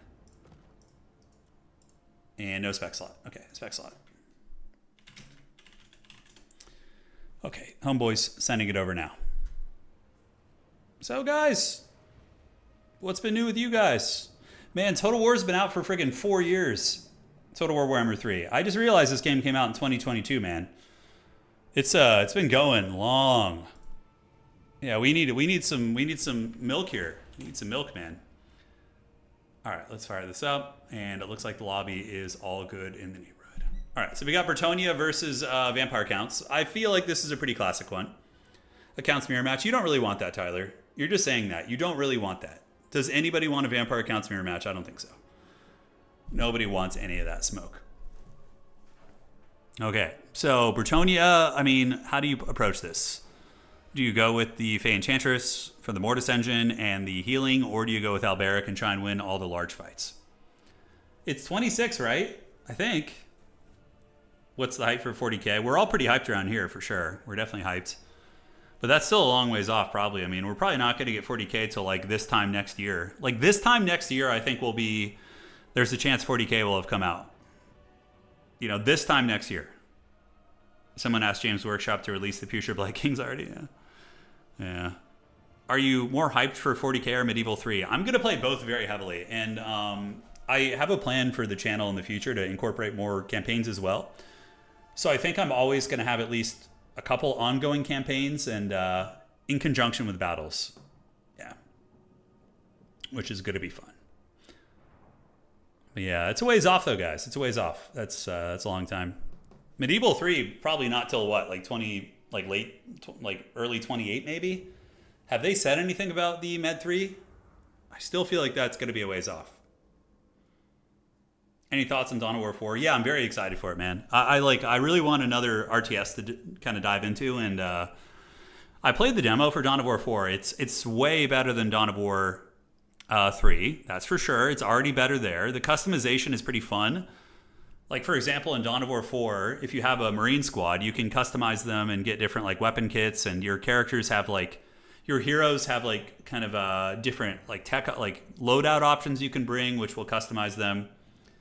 Yeah, so we got a lot. We got a lot. So, yeah, we will see. Okay, and we're going to do that. Perfect. Yeah, they already announced Medieval 3. Yeah, they already did. They did indeed. It's coming in, I don't know if they said anything. Medieval 3 launch date. One sec here. Medieval 3 launch date? They say anything about it? Okay, Total War Medieval 3 is currently in early pre-production at Creative Assembly with an expected release date in 27 to 2029. So yeah, it's going to be, I'm going to be in my 40s when that shit comes out probably. It's going to be a long time. Yeah. No, 40K is coming first. 40K is much further along. Like, we got to play the demo for 40K, and it's much further along. Yeah. And that was like, when we played it was last April, I think, or May, was it? When we played the 40K demo? And it was, you know, it had some reasonable progress on it, for sure. Yeah. All right, so Bretonnia Vampire Counts. The map's going to be Temple of Usirian. This is a really cool map, but my only concern for Bretonnia is that it's a very, very heavy choke point map. You know, very, very heavy choke point map. So we're going to see what's cooking there. We will see. Yeah, but Med 3, 28, 29, 40K, I think is like middle next year. I think we're going to get early looks at 40K, like some gameplay footage, like at the end of this year. Maybe some early, like open, not open, but some sort of a beta test, like in the early kind of first quarter 27, and then release. Yeah, around this time next year, maybe. Yeah, I can see that happening. I could see that happening. What Dow 4 faction do you think I want to play the most? Of the starting factions in Dow 4, I'm honestly most excited for Space Marines because I'm not super into like 40K orcs or Mechanicus, maybe Mechanicus or Space Marines, yeah. Maybe. I can't wait to play Total War Warhammer 40K and boot up Khorne Demons and play the exact same armies. Yeah, I know, the demons are basically the same. They'll probably reuse a ton of assets as well. They'll probably just use the same assets and then like sprinkle on some frickin', you know, futuristic armor. Yeah. All right, guys. These are two very sweaty players, by the way. Attack Speed and Max are both Sweat Lords. Very, very strong players. So yeah, we're going to see what they're going to be bringing out. I'm so hyped for a guard in 40K. Yeah, dude, I can't wait to talk to you guys about all that when the time comes. It's going to be great. It is going to be great. All right, so we got a Von Chadstein Lord. The reason why you bring him is for the anti-air. So he has the Storm of the Night. So if Bretonnia has a Lord in the air, you're able to do damage and lock him down. It's basically like a Tempest ability from High Magic, so. I love Guard. Well, Guard is not in... Guard would be my favorite faction, but they're not one of the launching factions for Dawn of War 4. How old... Wookiee passed away 5 years ago. Yeah, he passed away a long time ago. Yeah. All right, guys, let's break down the armies. So, for the Bretonnians, it's going to be a battle line of peasant mobs backed up by a shit ton of archers, which will be weak against zombie summons and or scab scrates, but if they're allowed to fire, they can absolutely wreck cryptors and ghouls and all sorts of things like that. The rest of the army here for attack speed enjoyer is going to be men-at-arms, some peasants, and it looks like a beastcaster. Flock of Doom is really good against vampire count blobs. So, yeah, I don't hate that. And King Luin up in the sky with all of his goodies, his healing, his Sword of Corone, and the Lion's Shield as well. All right, guys. On the other side, looking at the Count Chocula army. Oh, it's double gorilla. We got double Vargulf here, guys. Yes. So the Vargulfs, they can gorilla pound the hell out of SEs. And 2 of them can definitely bully King Luin. So I don't hate the double gorilla. Aside from that, zombies, corpse guards, skeletons. Pretty much the most meta thing about vampire counts. Von Karstein Lord with Raised Dead, Invocation, and Flock of Doom. Flock of Doom is good against Bretonnian blobs as well. With Storm of the Night, this is the reason why this character was brought, basically to lock down King Luin and keep him honest. So you can lock him down, then the gorillas can, potentially get some good beatdown. All right, guys. So let's get this party started, and let me know your predictions. Who do you guys think is going to win, and who do you want to win? That is the true question here. Who are all of you homies rooting for in this game? Curious to see, but this is a cool map. We don't use it super often. It's very choke pointy. Each player does have one home objective that's closer to their side, and there is a contested objective down here, which the players are able to fight over. So they are going to be rubbing their sausages and going for it. Ace or Nox saying, rooting for the bad guys, they're rooting for the vampires. All right, all right. We got some Vampire Count fans here. Certainly fun. And here we go. I want Tomb Kings to come into the steel chair and win the match on top of their home turf. Oh yeah, I think I want to play another Tomb Kings tourney, man. Tomb Kings are so fun. They have so many cool units. The Knights of Bretonnia will prevail. I mean, if anybody can pull it off against Max, it's Attack Speed Enjoyer. Attack Speed Enjoyer is one of the top 16 players in the world pretty consistently. Maximillionaire as well. These guys are both usually in the top 10 players in the world, I would say. I'm a simple man. I see Bretonnia. I root for him. That's fair. You don't need to convince me, man. You don't need to convince me. So Vargulfs are moving up, and they're going to be heading over towards Objective 3. So it's going to be 1, and that's going to be 2. There they are, and the objective starts to flip. So those gorillas have 3 capture weight apiece. Monstrous or single entities in general typically have 3, so those bad boys going to be dropping it like it's hot right there. While up in the sky, we do see King Luin Lian Kerr coming across. So homie's going to be attacking in, going after the Von Karstein Lord, and here comes the 2 Cairn Wraiths. All right, one sec here, guys. Schmoop, thank you for resubscribing, and Mosaic as well. Thank you guys so much for resubscribing. I appreciate the support. Home objective is going to be taken by the Vampire Counts with the Chaff Army, but the real fighting is going to take place down here. King Luin does attack the Von Karstein Lord and punches him in the face, so homie does get beat up a little bit, but you got to be careful. Luin uses Foe Seeker to get a little bit more maneuverability, but charging there would be an absolute mistake because he would use Storm of the Night on you, lock you down, and it would not be fun. Yeah, this is a big choke point fight. There might be a little bit of royal rumbling up at the high ground. The Bretonnians have a light defense force here.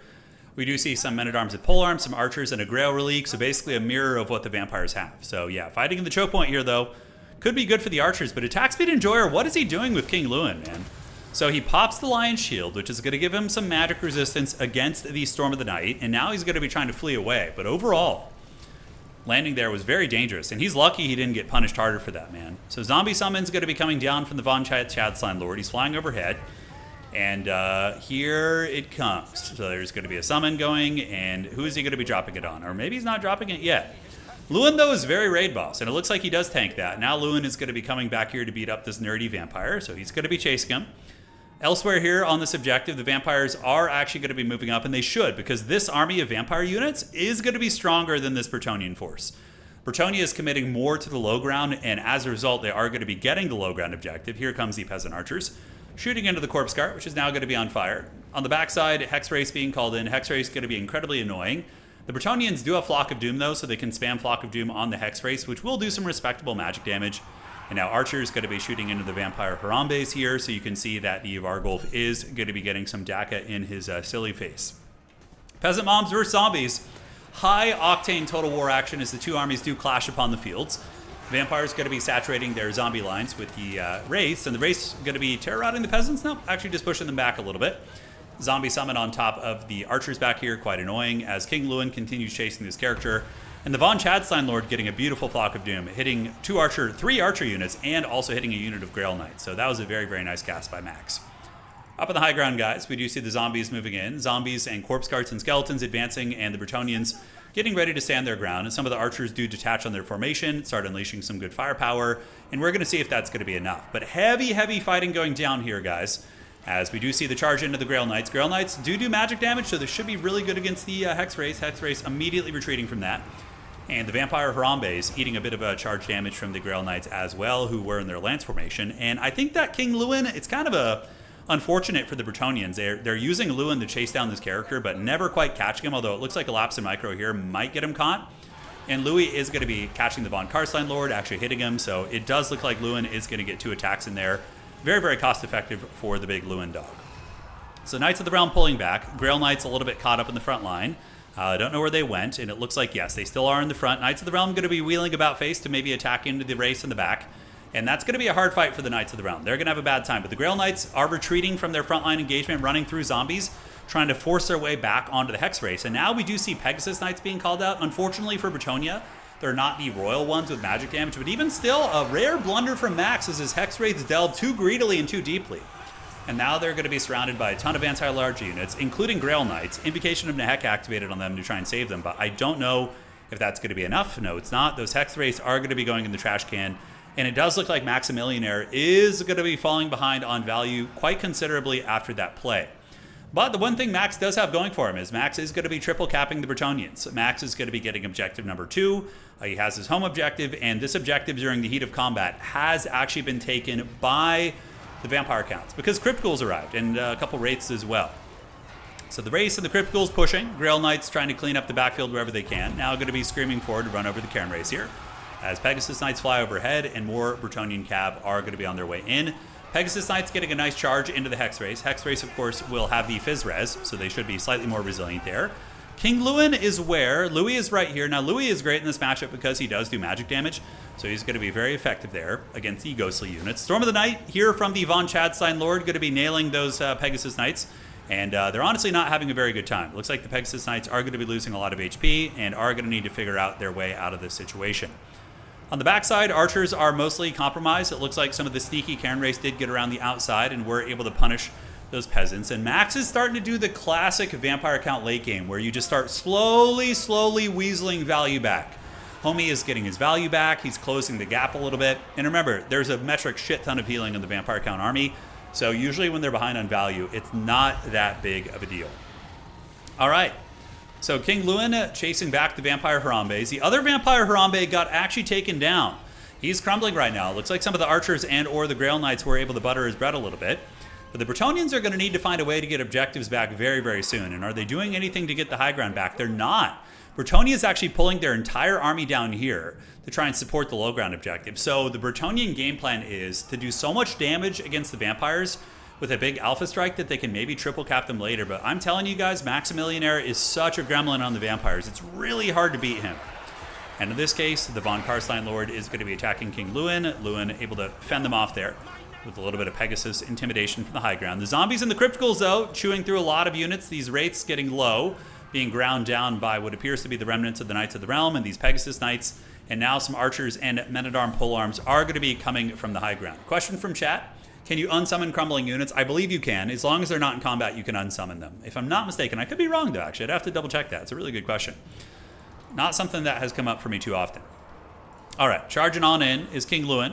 And he does get another hit on the Von Karstein Lord. Losing the Von Karstein Lord could be a step in the right direction for a comeback here. On points, that is. And we do see attack speed enjoyer maintaining his value lead. But with vampiric healing and invocations in play, it's probably a pretty damn even game. Storm of the Night used on the Pegasus Knights. That's going to be tar pitting them, letting the Von Karstein Lord. Look how evil he is, just flying through his evil storm right there and looking to tar pit some of the archers, maybe with a raised dead. We'll have to see.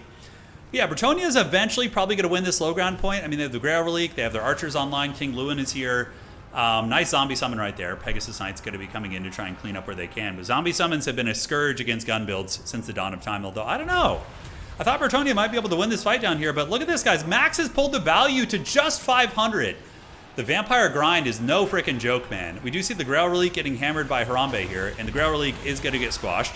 One more attack from the Vampire Gorilla. And he does slap it, and down goes the Grail Relic, so it has fallen.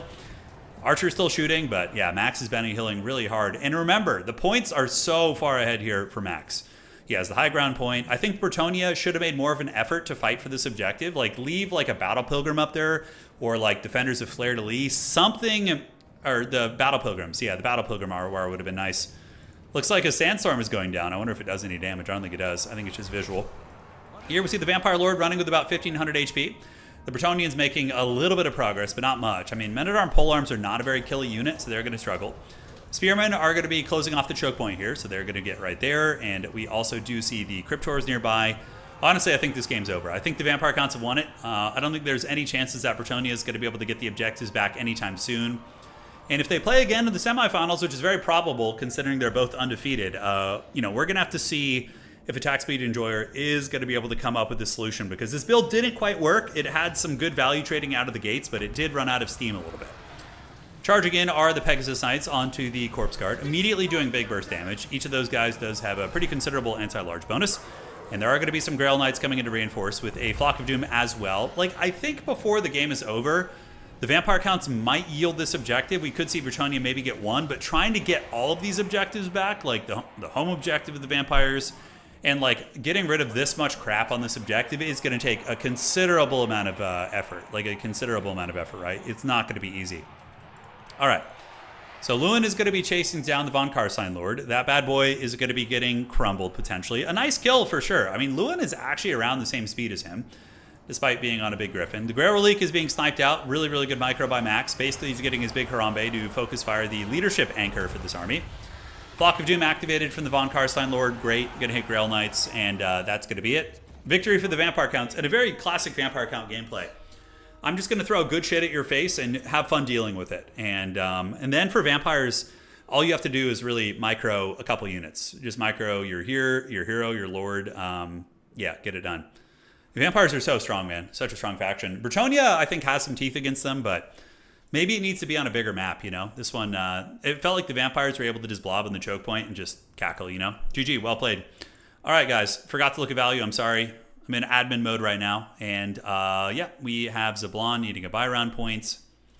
So let me check. He should have 1, 2, and 3. So 1. Okay, he does his buy round there. Cool. So a couple more matches to go. Looks like Max and Attack Speed Enjoyer are going to be qualifying for top 4, but we just have to see who the next big dogs are going to be here. Yes. Yeah, what would I do against Vampire Counts with Empire these days? I'm trying to think if I could come up with a build that would actually be effective. It would have to be on the right map for sure. Absolutely have to be on the right map. The map was, it was tough, you know. I was shocked in Human Boys Tournament when one group banned Vampire Counts, and I see why. Are Vampire Counts strong in Land Battle too? I would assume in Land Battle they're worse, because you can kite them forever, you know, as long as you have ammunition. Like in Land Battle, I could just go with like 4 wagons with a restock engineer, and I feel like punish them worse, but I don't know. I don't really follow Land Battle anymore, so I am not sure what's going on that side of the woods.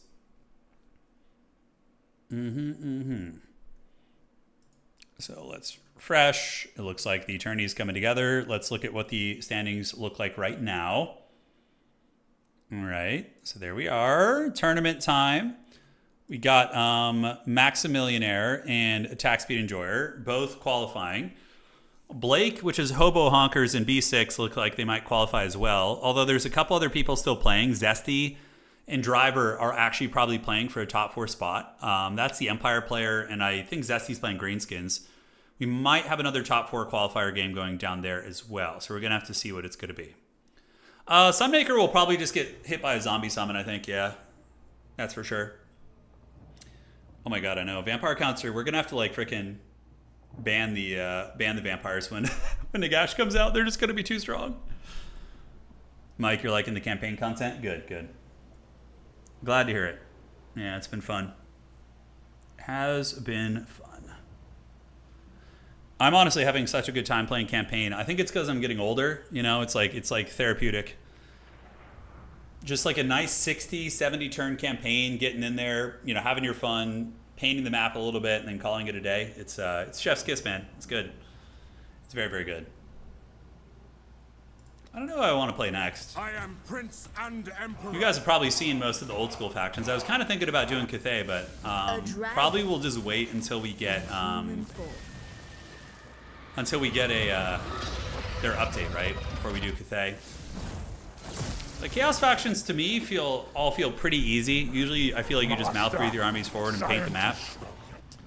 Tamrakon's campaign is amazing. If you guys haven't played it, it's really, really good. I think it's one of the best campaigns in the game. It's a great time. Do some Chaos Dwarves, Tomb Kings. I think Tomb Kings are a little bit outdated. Probably waiting to see what they get for the gas stuff would be the wise way to do that.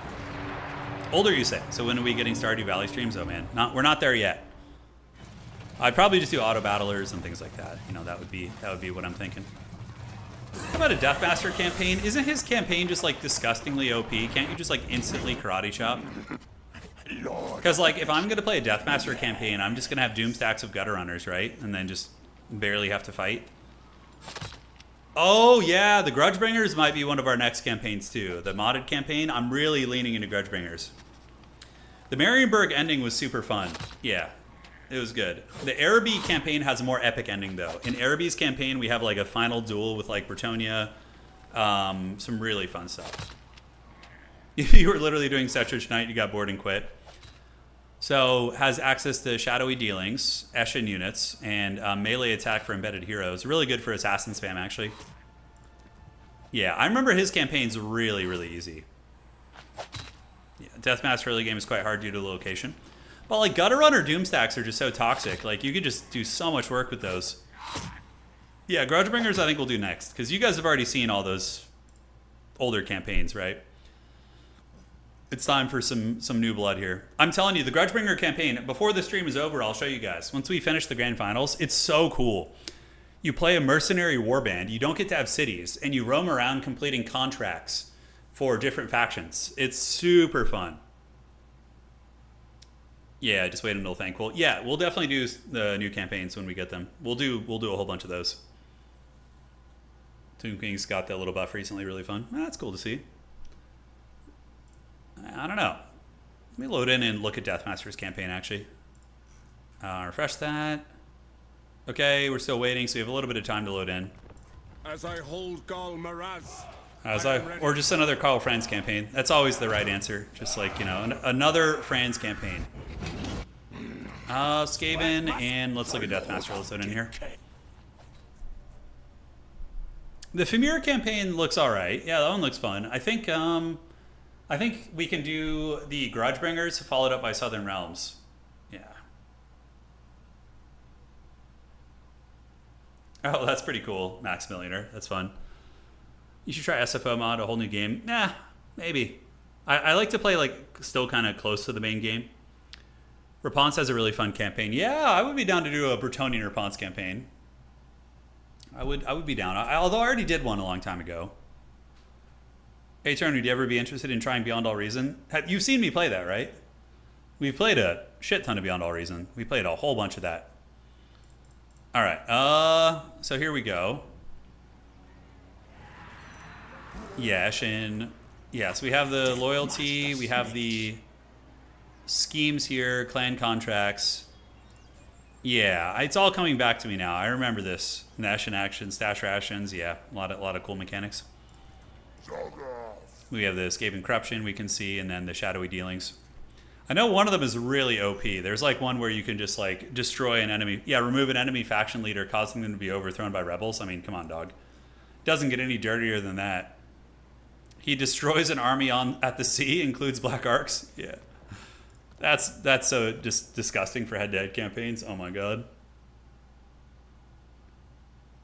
Yeah, we played so long. I played a ton of Beyond All Reason. I freaking love that game. We've done maybe like 12 to 15 streams of it recently, like in the past like 3 or 4 months. It's very, very good.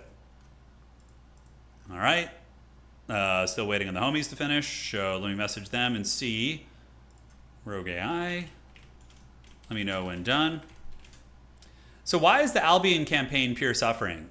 Let me know. I'm curious because that was another one I was looking at as well. Let me know when done.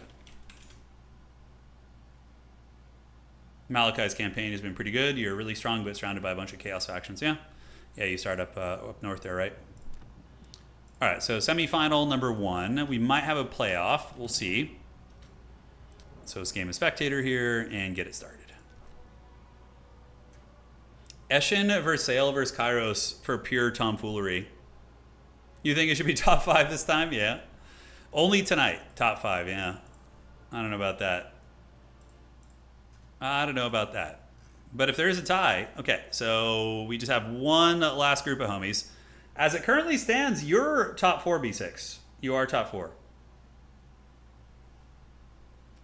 When are we getting a dedicated bar stream? Soon, Dow. Soon. Yeah, I'm thinking about it. I'm thinking about it. All right, let's refresh this. Victory conditions overall has been a real game changer. It's given me a lot of incentive to actually finish campaigns. Yeah, like Araby has its own victory condition. You get your revenge on Bretonia, and it's like a final. You get to go up and like finish them off. It's really, really good. So yeah, Driver may pass you for top 4. We'll see. Okay, so Albion, you start in the Chaos Waste surrounded by people who hate you, and your units are mad squishy against early Slaanesh. And your economy is Albion sucks. So it sounds like just a pure suffering campaign, really. Yeah. Can you imagine if somebody played Deathmaster multiplayer campaign, they just destroy your lord? I would be so salty, but also laugh. Like, imagine you develop a legendary lord for like 40 turns, and your homie just like insta-kills him. Yeah. Warcraft 3 is the bottom of the pool skeleton meme. It is, unfortunately. It's still there, though. It still gets some love, but yeah, it's definitely the skeleton meme. Yeah, looks like it. All right, we got our top 4. No, they're still playing. Okay. Driver. Okay, let me find you. Sorry, guys. Let me know when done. I feel the need to be nuked with you again, I know. We got nuked pretty good. We got nuked pretty damn good. Albion unit upkeep is balanced around the potential end form that units have that start. They're horribly overpriced. Got it. So it's just like a hard mode. Although I know the Murder Queen character is really strong. In multiplayer, she was pretty beast mode. Southern Realms does have a lot of good campaigns. I really want to do the one where you start as a trade in Grand Cathay. Because you have that character, the East End Trading Company, and you start with as like a merchant in Grand Cathay. It looks really cool. Looks really cool. The Hung is a fun, if slightly rough campaign. I bet you the Hung can get pretty OP with like mass skirmish builds, just like those heavy cav, like getting them fully upgraded and just kiting. You know, I feel like that could be pretty strong. Okay, are we ready for a good time? We are. So we actually have a tie at top 4, it looks like. Okay, so we got a top 4 tie. Yeah, I would be down for another Warcraft 3 tourney. I like hosting one with our Discord community. All right, so we have a tie. We need to do a tiebreaker. So we're going to host that right now. So Driver versus B6 for the spot. Okay, Driver. Playoff versus B6 for top 4. And then it's going to be B6 as well. Top 4 playoff. All right, so we got our playoff going right now, guys. Let's get it. I fixed your score. You're 4-1, yeah. You guys have same points. So we should have a playoff here unless I messed something else up. Let me read this and see if I did. No, Driver has 12 points and B6 has 12 points too. And it looks like everything's been reported. People should have their buy round points, yeah. All right. No, I should only have 3 wins. Oh. Did someone report it wrong? What the hell? I think somebody reported that game wrong. One sec, guys. Okay, fixing. Never mind, B6. Hold on. One sec. One sec. He reported wrong score. Let me update. All right, guys. Sorry, one sec. Yeah, modded campaigns you definitely need to play in like one burst before the updates come out. But I usually finish campaigns pretty quickly. But yeah, for somebody wanting to do long form campaigns, you can run into issues when there's like an update. Okay, so we need to fix this. So this is going to be Zesty winning there. All right. Will do. If you start in Cathay, going for Kugas Province can be pretty good. Kugas Province makes so much money and growth. Okay, okay. The pro gamer tips. If you want more guns, yeah, the Deathland one, yeah. Maybe we'll try it, man. I think we'll do a streamed campaign soon too. I'm having so much fun with it.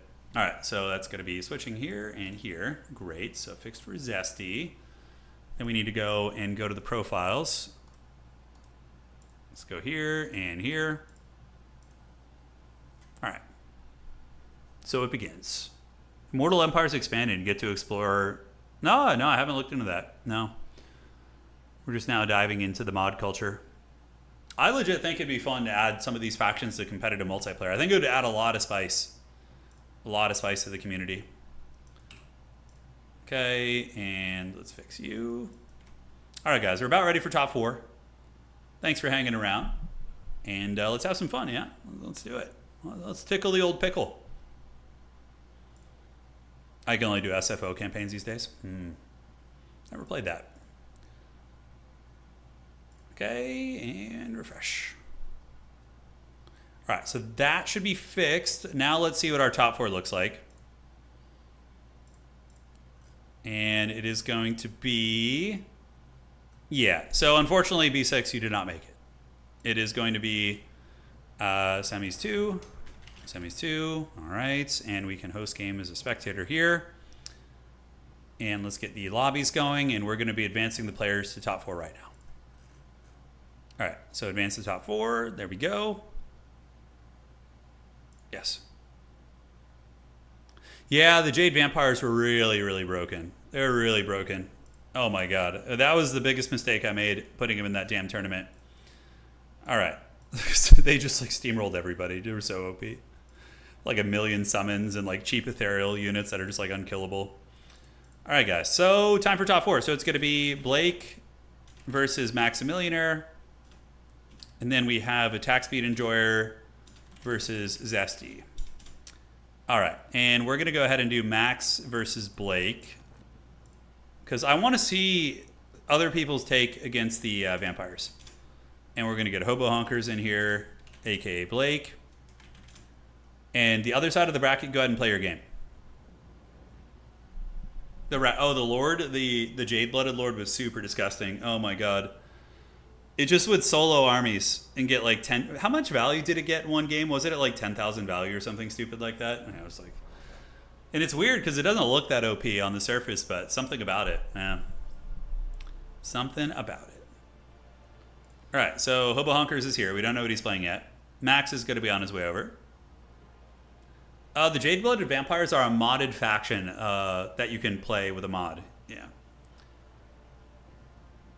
Oh, Nurgle can actually fight vampire counts. Oh, we got a Nurgle counts match. Oh, dude.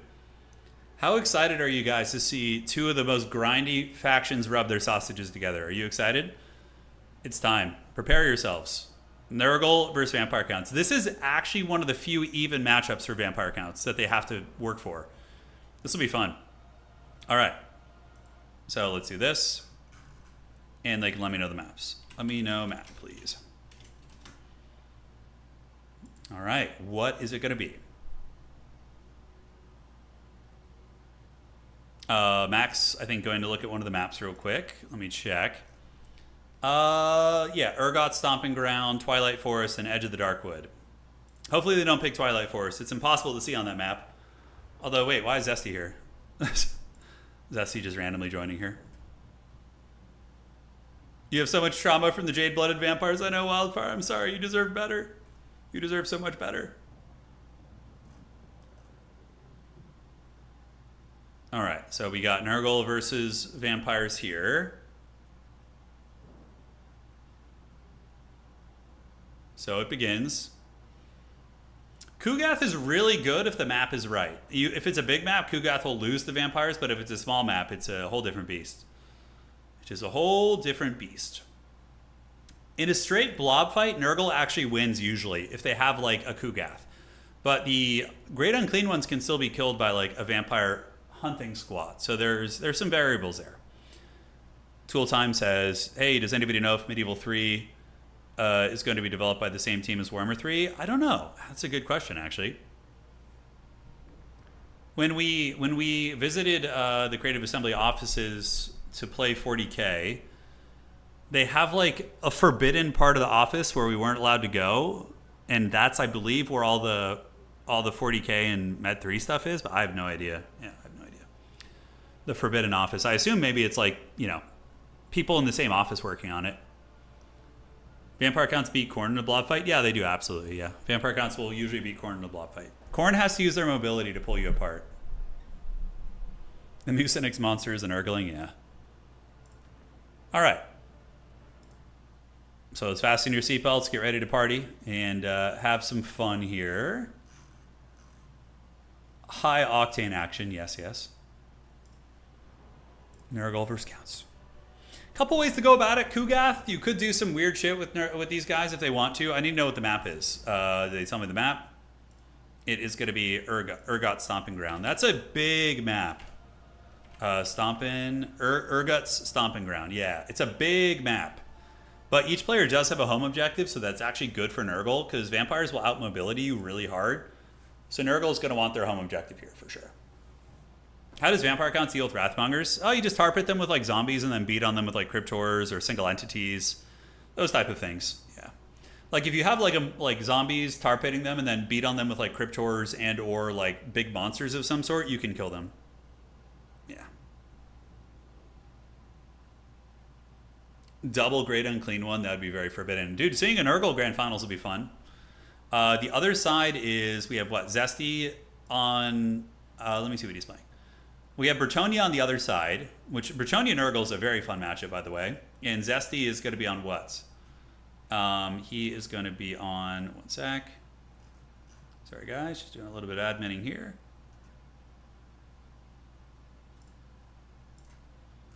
Okay, Zesty is playing what? I don't know what faction he's playing. I can't find it. Somewhere in here. Yeah. I guess we'll find out when the time comes. But we do have Bretonnia on the other side, so pretty good spread of factions. Not seeing Slaanesh, you know. I don't think people like playing Slaanesh. I think people feel bad when they play Slaanesh, you know, and they win with them. It's just kind of, it doesn't feel like you earned it, you know. That's always been my problem with Slaanesh as a faction. Nurgle's Pestilent Glory. Yeah, we played vampires not long ago, right? Yeah, we had a vampire tournament, I think 2 weeks ago we played. Played them, yeah. They're very strong. Yeah, we beat the dwarves in the finals. They're so strong. He's Greenskins? Okay, so we have Greenskins, Bretonnia, Nurgle, and Counts. Greenskins get wrecked by Vampire Counts, like really, really bad. Zesty might be able to figure out something, but just the ghost spam is just so toxic against Greenskins. It's so toxic. I don't know how they can fight that. They need to give, like, the Greenskins some magical choppas. Hey, Daxon, thank you for subscribing on Twitch. Thank you, man. I appreciate it. Great way to support the channel. Subscribing on old Twitch or becoming a channel member on YouTube. All right, all right. Have you seen the Cursed Clean One 40k model? I have, yeah. I have. It's pretty good, yeah. Great Clean One. Yeah, the Great Clean One. Yeah, somebody made it for 40k too. Or for this, look. Yeah, look. Here you guys go. It's the Great Clean One. look at that guy, dude. Oh, it looks like a yeah, this is some power gaming energy right there. Yeah, and here's like somebody doing it there. That's it. That's actually scarier than the actual disgusting one, I think. The thing's pretty foul. You guys haven't seen that before? The Great Clean One? Yeah, it's really gross. I think legit the only magic damage the Greenskin roster is the Arwar Rogue Idol. Yeah, basically is. You can bring Fata Buna, but you can only use like 3 Fata Bunas in a game. So, oh my god, Epidemius, are you serious? I don't know if he's memeing, guys, but Blake is just asking to get karate chopped here. Epidemius is going to get bullied so bad by 2 Terrorgeists. Holy shit. Although he does have the Exalted Great hand grenades near him, so we'll see. We'll see. It's the Steven Seagal Great Unclean One, yeah. Looks like your cousin. Yes.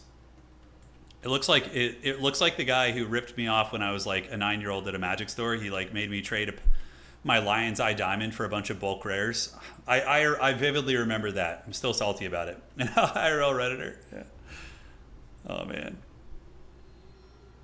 All right. So ladies and gentlemen, let's get it going and have some fun. So yeah, it's an Epidemius grind build. This is super off meta. So Epidemius basically buffs your demons. Where is that? The tally, yes. So all your demons get Fizz Res and melee attack. It's really, really good.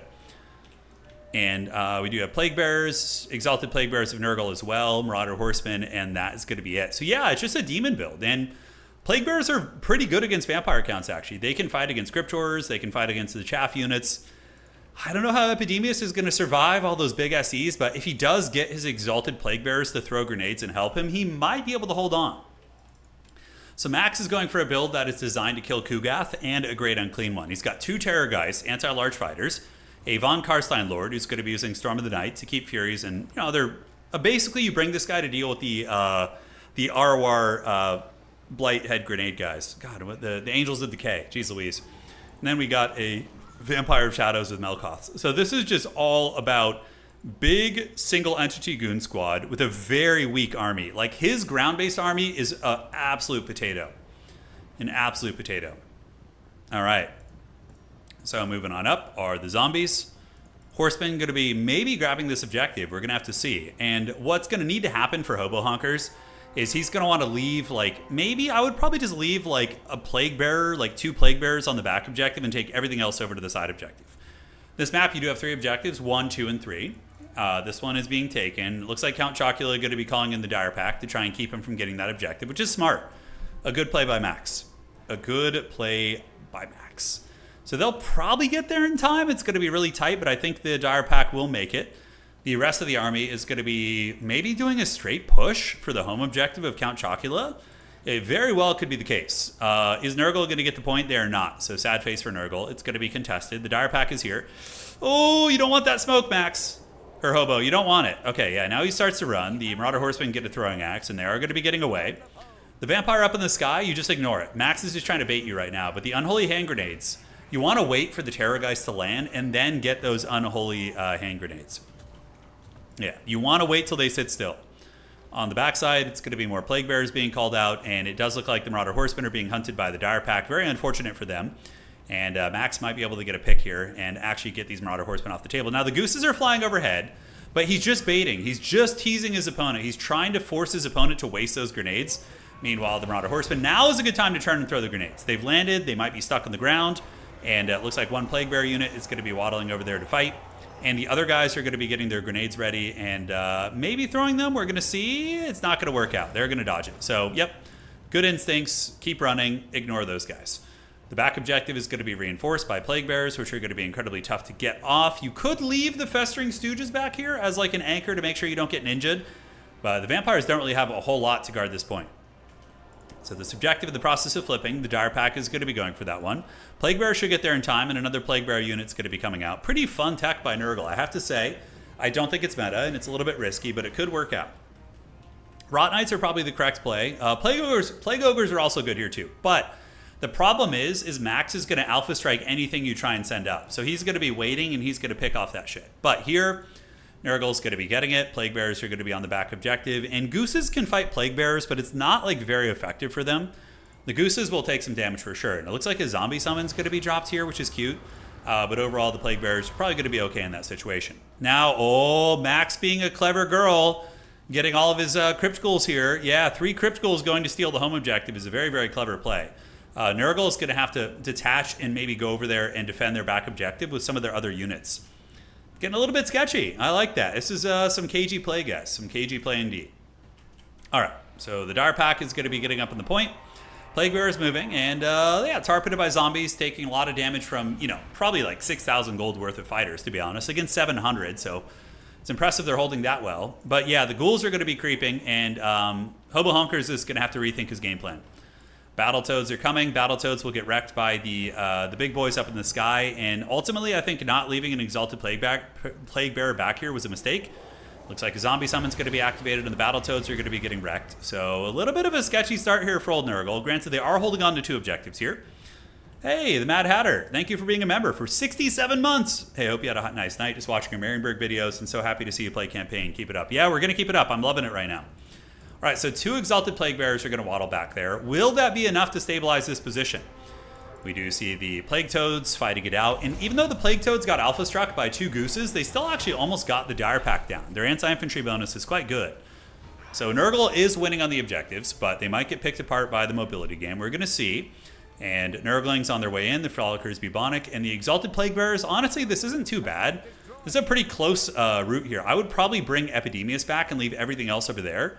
So Epidemius with the 2 Exalted Plague Bearers, bring those bad boys back and live your best life. And honestly, check this shit out, man.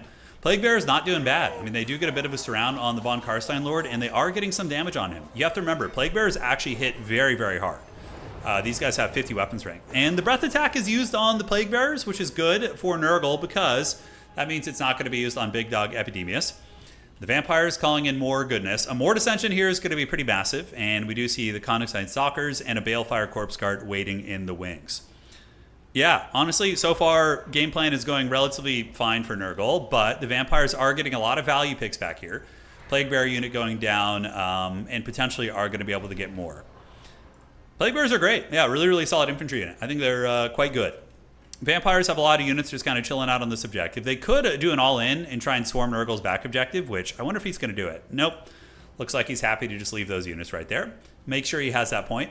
And yeah, the Crypt Ghouls are kind of waddling between the 2 objectives, looking for opportunities. And now it looks like the Air Force is going to be heading over to this point. And maybe the Vampires are going to opt to take a blob fight versus Nurgle, which is kind of what Nurgle wants. But Epidemius is actually a large entity, so he's kind of weak against the big flyers. The Terror Guy's potentially able to get some big value on him, so we'll see how that works out. Oh shit, Barons of the Ba with the Bog, to bang, diggy, diggy on their way in. Great blob fighters, and the Gooses are going to attack them, but it's going to take a while. The Barons of the Bog are quite tanky, and they lower your stats very, very heavily here. We'll see what they do. Meanwhile, the Exalted Plague Bearers need to be sent over there to get the grenades and help. And there is one Exalted Plague Bearer here. Look how Gremlin Max is playing this, dude. He's got like a Mortis engine on this side of the map. Oh my god. So Barons of the Ba with the Bog trying to fight. Marauder Horsemen being called out. Great usage of them. And those bad boys getting some good throwing axe fire into the Terror Guys there. So that is good. And Nurglings are coming in to help against the Ghouls. And the Exalted Plague Bearers need to be sent over here to try and throw some grenades. And now it looks like Pursuit is going to be going down on the Marauder Horsemen before they get another volley, though. Nope, volley does go off, does some nice damage. And the Barons of the Ba with the Bog, to bang, diggy, diggy, doing some good damage, actually. Chewing a bit of HP off all the vampire monsters. Nice usage of the Furies here. Furies against the Direwolves will be able to kill them pretty quickly.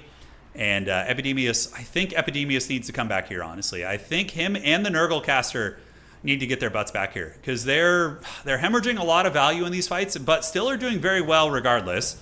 Barons of the Ba with the Bog hanging in there, getting some HP off all of these monsters, but you know, Nurgle's losing stuff, and the Vampires are not really losing a lot. The Breath Attack up in the sky, the Dire Pack still in pursuit. Probably should just countercharge with the Marauder Horsemen to kill the Dire Pack. I think that would be the correct play. The grenades, that's the one thing Hobo Honkers is doing wrong. These grenades should be back here helping and supporting this fight. We do get the Battletoad, a couple Plague Bearers going to be attacking into the Vampires. Epidemius going to be trying to get his tally going right here. Meanwhile, on the backside, Nurglings are fighting it out, and the Barons of the Bog do get Fecundity, which is going to be spreading to the Nurglings, keeping their fighting energy going. And the Barons not doing bad. I mean, look at the HP on these guys. And Nurgle is pulling ahead on points pretty considerably. Almost 700 points against 400. Here comes some Black Knights, but the Black Knights are going to get probably hand grenaded or just absorbed by the Festering Stooges. We're going to have to see. Big pit fight going down here as now the Plague Toad of Nurgle and the big dog Epidemius is going to be trying to chase that Mortis engine. The Mortis engine is going to be very good against Nurgle stuff, but the SE squad is hunting it down. Festering Stooges would probably beat a Black Knight, but the Black Knight cycle charging is going to be very effective. Meanwhile, back here, the zombies and the Crypt Ghouls are being dealt with, and Nurgle is probably going to be able to consolidate most of its efforts towards the home objective of the vampire counts right now. Crypt Ghouls getting worn down. Epidemius is starting to get some tally going, so I believe some of the homies nearby are getting some kills. So there's the Curse of the Sands, or Sickness, not Sands, or Sands of Sickness. I knew Sands was involved in that somehow. But yeah, it lowers the stats of everything here, and the Vampires are for sure going to be losing this fight here, although the Mortis engine might be able to turn the tide eventually.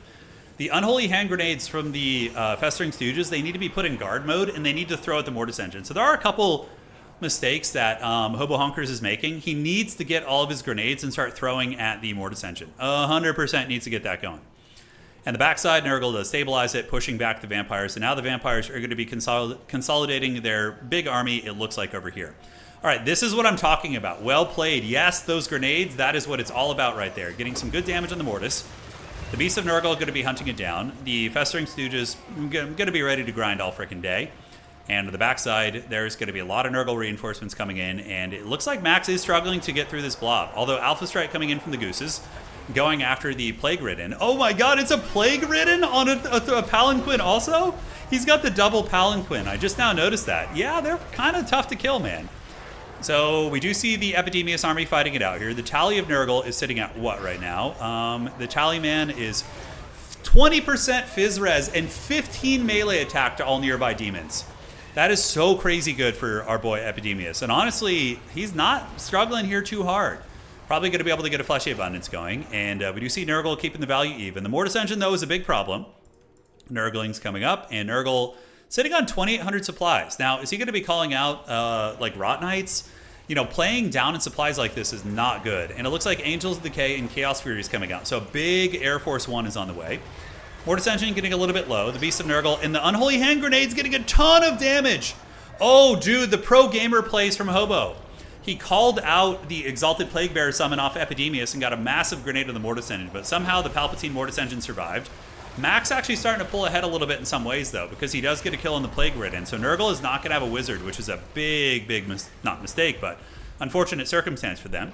But yeah, the Plague Ridden's going to go down. Beast of Nurgle trying to grind it out. Mortis Engine is going to be sent packing, and it's getting really, really close to the point where Nurgle can win on just one objective, but Epidemius is getting bullied as well. And this is exactly what we talked about as we were loading into the game. The Terrorgeists are just going to basically counter Epidemius here. All right, so the Exalted Plague Bearers throwing their grenades in. We do see the Storm of the Night activated up in the sky. The Furies are going to be going to try and finish off the Mortis Engine. Grenades doing some nice damage, but Epidemius is not long for this world. And Maximilian Air probably going to be in an advantageous position here in a second as the Furies do descend on the Mortis Engine. Angels of Decay, though, are up in the sky. They might be able to pull something back here. Epidemius is about to go down. He does. And the Gooses are getting hit by the Angels. But man, oh man, I think Nurgle is just going to have to Helm's Deep on their back objective and just try and hold it. Because as it currently stands, I think Nurgle wins on just one. It's really, really close, but I'd have to do the math in my head. Do we have any math people here who want to do that for me? That would be greatly appreciated. All right, Angels of Decay, throwing grenades, getting what damage they can. And because the thing is, a lot of Nurgle's value that they do have is tied up in all these single entities, which are still alive, right? Vampire Lord is alive. Mortis Engine is alive. The Gooses are both alive. And the Vampire Hero is still alive, too. Yeah, so Nurgle does win on just 1 point, but it's going to be hard. So probably resummoning Epidemius and or your caster is going to be very, very good. And yeah, now Nurgle's going to be Helm's Deeping here. Looks like the Angels of Decay do get attacked by this big squad. Definitely need to get the Battletoads in there, though those are Pox Riders. Okay. If the Lord is resummoned, does he keep the aura buff? Yes, he does. So he would still have his buff. All right, so it looks like the Goose is crumbling, guys. One Goose is in Crumble City right now. The Mortis Engine's still alive. Exalted Plague Bearers didn't hear no bell whatsoever. Still fighting pretty hard. Plague Bearers here holding back the tide with the Barons at the bottom of the bog. And yeah, the Goose is actually getting crumbled by the Angels of Decay and Melee in tandem with the Battletoads and the Pox Riders. Interesting fight here, guys. Interesting fight. Dire Pack trying to find a way into the fight, and the Vampires are now going to be surging forth with their Mortis Engine. This is going to be a long time to hold. And we do see Count Chocula sending some reinforcements across the Reach, so they're going to be heading over towards Objective 3. So zombie, zombie, and zombie. So those bad boys are going to provide 6 capture weight, which could be helpful. And what is Nurgle going to be doing? They're saving up. It looks like it's going to be a Lord resummon, maybe. Hard to say. But one Goose is going down. Angels of Decay getting Fecundity. Quite nice. Nurgle does have army abilities. Nurglings here are unstable. So demonic instability is pretty freaking brutal. And it looks like there is going to be a Storm of the Night from the Von Karstein Lord causing some havoc. All right, what is Hobo Honker saving up for? Is it going to be the freaking Rot Knights? Is he saving up for the big dogs? I think he is. Nope, Epidemius. Oh, Epidemius is back, baby, and he's pissed. He didn't hear no bell. He is a demon, so it makes a lot of sense for him to be resummoned and have to be dealt with again. But one Goose is going down. Nurgle is running out of gas here, though, guys. We see a couple Toads, some Nurglings. I don't know if Epidemius is going to be able to get there and make a difference, and the Vampire Counts have a ton of momentum. They have a Mortis Engine, Crypt Horrors, both Gooses are still alive. The tricky thing for this game is Nurgle was never able to fully kill any of the single entities, and I think that ended up costing them quite a bit. It was a really good... I liked his strategy, though. I definitely didn't hate the Epidemius play, but he's really hard to defend. He's a good fighter. Sure, he's got 8,000 HP, but yeah, it's a tall order. So the grenades are going down to the Mortis engine. It's getting low. The Battletoads are finally getting worn down. Epidemius is only going to be 3 capture weight, and Nurgle maybe summons out a Plague Bearer or something. I don't know. It says we're up in value, but yeah, now we're starting to see the Vampire counts pull the value lead. Mortis engine's going to make its way in. It might die to the Unholy Hand Grenades of the Death Heads, but yeah, that's going to be GG, and we're going to be seeing Maximillionaire in the Grand Finals here. Yeah, I think you just got to go Kugath. Kugath is so hard for Vampires to deal with. Like, if Hobo Honkers had done the exact same build, but just brought Kugath instead, he probably would have had a good chance of winning the game on this map. Because Kugath could have just rolled between the 2 objectives and probably been able to support wherever he was needed, but yeah, tricky stuff. So Big Dog moving in, that objective is taken. Nurgle is still kind of fighting over here on this point with some Plague Bearers, but the Vampires have enough here. And some Crypt Ghouls going to be able to help finish him off. No pressure coming in from Nurgle on this side. No, we got some Nurglings coming, but Nurglings will lose to 2 zombies backed up by a corpse cart. The zombies will be able to drag them down. It's just too much HP to get rid of. And as far as the home field fight, we do see an Exalted Plague Bearer summon going down, and the Sands of Sickness from your boy are going to be on the table. And that's going to be it. Victory for the Vampire counts, victory for Count Chocula, guys. And we will be seeing Max in the Grand Finals. Fun games, fun times. And yeah, let's see what is cooking.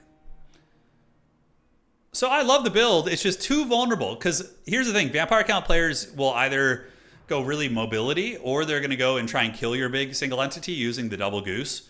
And I think he was just too vulnerable to that. Losing these 2 expensive characters back to back was just super punishing. So yeah, decent value on some of the guys. 1,200, only 500 here. Stu just got about 18. Goose is 16, 22.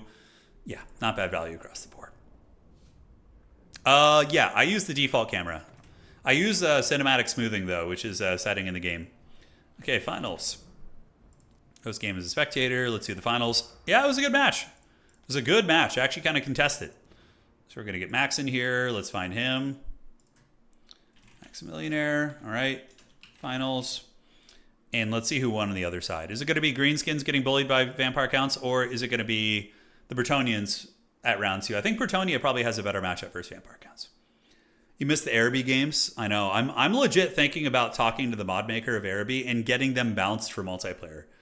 Like bouncing the cost. I'm really thinking about it. And just like straight up adding them in. Although we would have to probably incorporate them into the Total Tavern map pack somehow.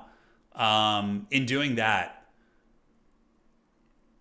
then players wouldn't need like multiple mods. I don't know how we would do that, but it's something to talk about in the future.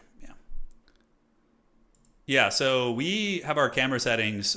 We just lower cinematic smoothing down to the game options, and it makes the camera a little bit more buttery. Yeah, it flows a little bit better. All right, what's going on here, guys? What do we got? So Max is in the Grand Finals. Let's do this. You've been watching ASL games, crazy SC1 games this season? Yeah. Who's casting? Is it Artosis and Tasteless? Is it the OGs themselves? That's super fun. Yeah, more throwing axes would have helped too, for sure. Because Nurgle can defend their throwing axes with Furies. You can definitely do that. Because Furies can rip apart Hounds. Okay, we got a rematch. It's going to be Bretonia and Vampires in the Grand Finals. So I'm curious to see what attack speed is going to be doing differently. Finals, good luck, have fun. All right, all right. Is there going to be a mod attorney this weekend? I'm not sure. I might be busy. Yeah, the next couple days. But there will be videos going up regardless. But streaming, I'm not sure. Yeah, Taste House is nice. Yeah, it's so funny to like go watch Artosis and Tasteless like casting together on like ASL, and then go to one of Artosis's personal streams and just see the contrast between that. It's pretty next level. It's pretty next level. Couldn't there just be a singular Total Tavern mod pack that combines all the... Okay, so there's only one mod for Total Tavern, and the only thing it brings is the map pack. The modded factions are their own thing. The only thing the Total Tavern mod does is add all these maps that we use for competitive multiplayer, like all these maps here. Yeah.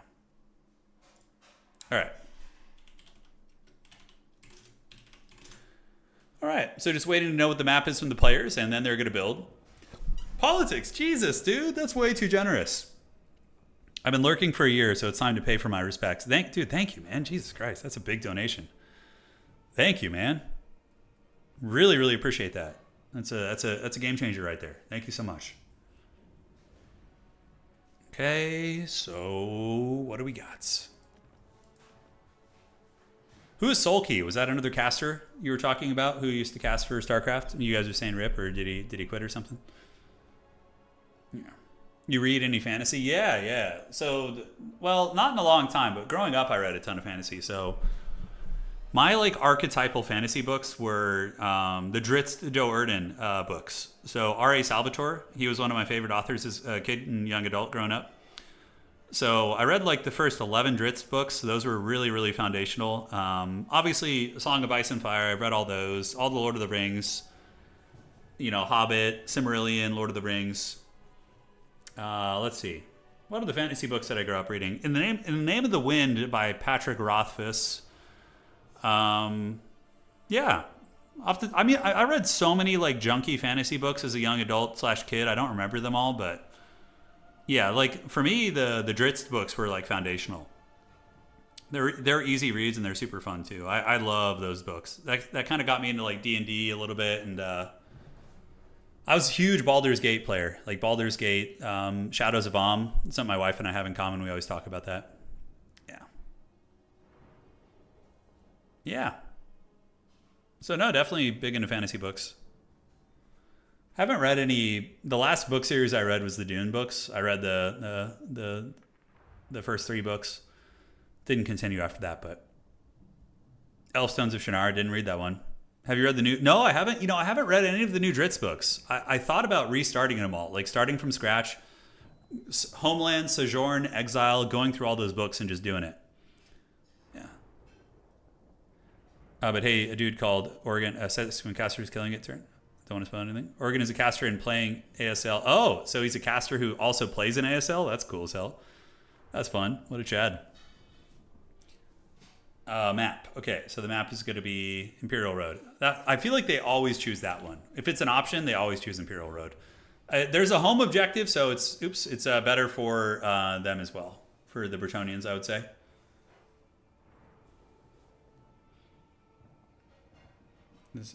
Xanth books? I don't know those ones.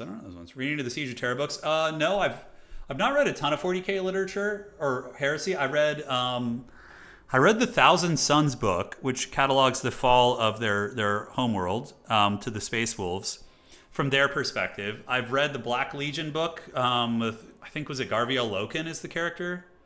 No, am I thinking of something else? Is it Loken? Yeah, where you first meet, the Black Legion. Well, they're not Black Legion. They're Sons of Horus back then. And previously Luna Wolves.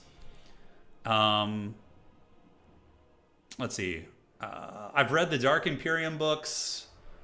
I've read the Sons of Silence, which is the Death Guard book. Yeah, but not a ton of 40k books. Is it? Yeah, was it Horus Rising? Yeah. Let me look up the book. It's was it Horus Rising?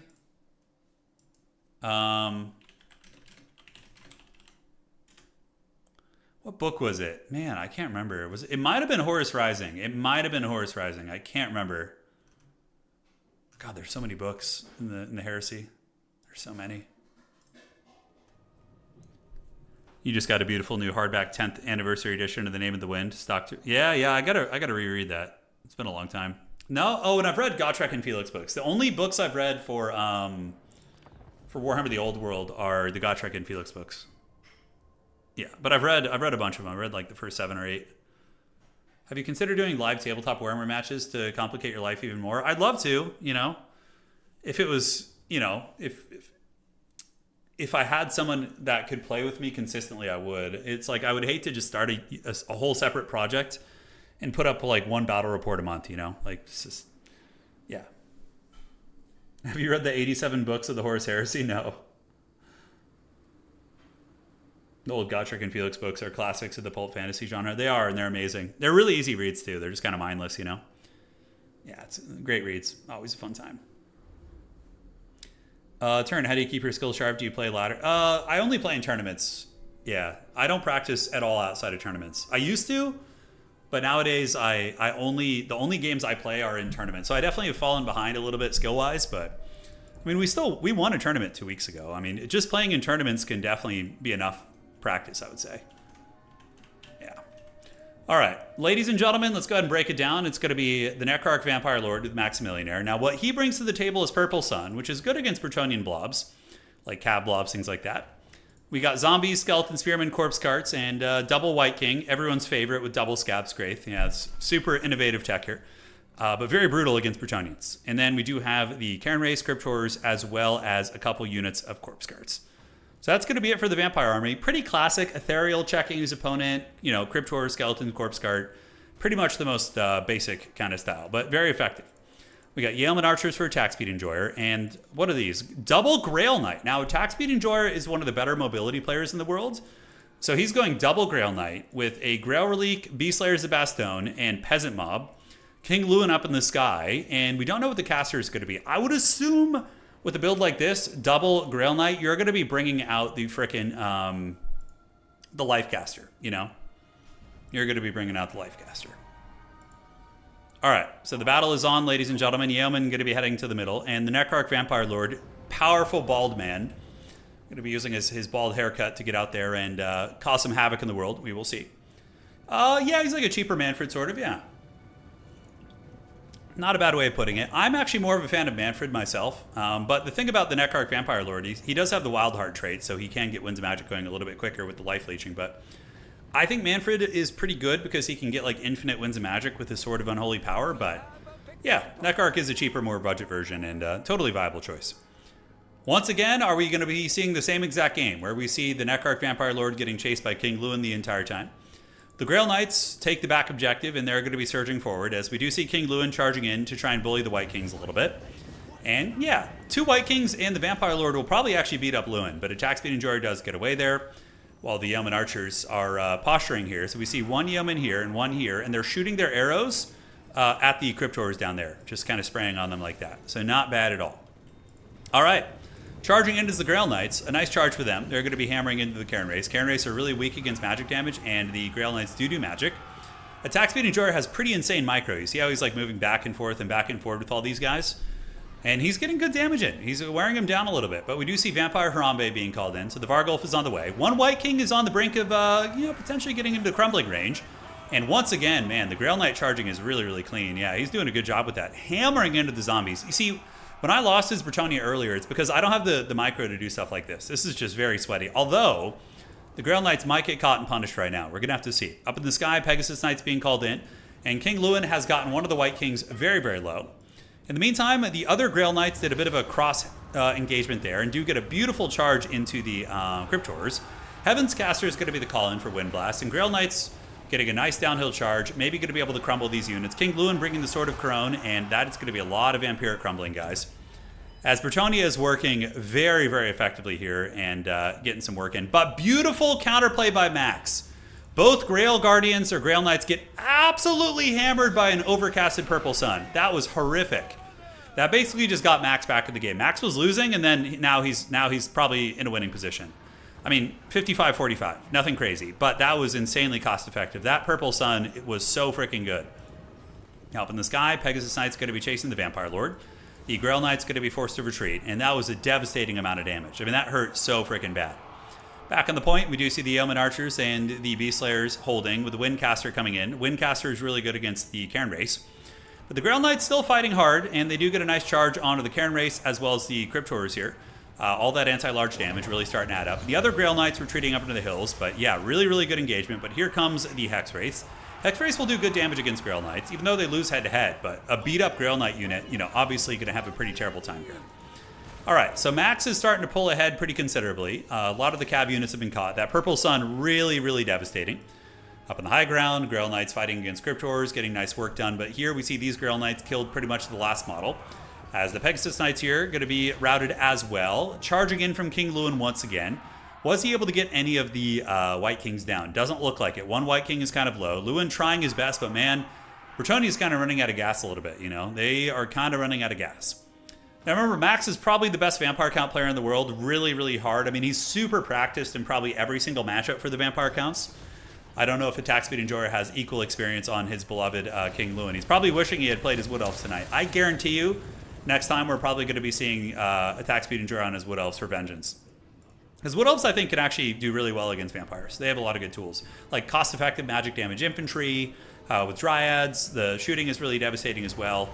But the Bretonnian archers setting up on the high ground, shooting down into the pits where they can. Scab's Great doing a metric shit ton of damage. Really, really powerful.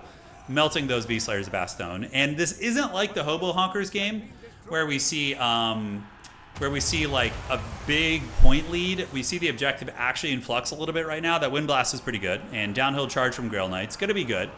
So those Cairn Wraiths going to get folded up pretty badly. They start to get melted, but Hex Wraiths and Cryptors are on their way over. These Grail Knights going to be recycling their charge. Probably going to want to come back down and help out if they can. Good zombie summon right there. Really going to mitigate the effectiveness of that charge. As Lewin is going to be coming over to see if they can get it done. So here it comes. Big old fight. Is Louis going to be able to help? Looks like he attacks into the Hex Wraiths there. Meanwhile, the Damsel of Heavens trying to hold with the Beast Slayers of Bastone, but not going to happen. On the backside, another Knight of the Realm coming in. But I think that devastating Purple Sun was just a little bit too brutal. All right, Grail Knight coming with the downhill charge. Cairn Wraiths getting hit with the Sword of Crone right there. And Louis trying his best. Sitting at 15 leadership right there. These guys are on the run. Objective 2 firmly controlled by Count Chocula now. The Vampire Counts have a lot of units here and a fair amount of capture weight with the Cairn Wraith coming in as well. Lewin is kind of getting bullied. Life might have been a little bit better, actually. Yeah, I think with double Grail Knight, I think Life could have been quite a bit stronger.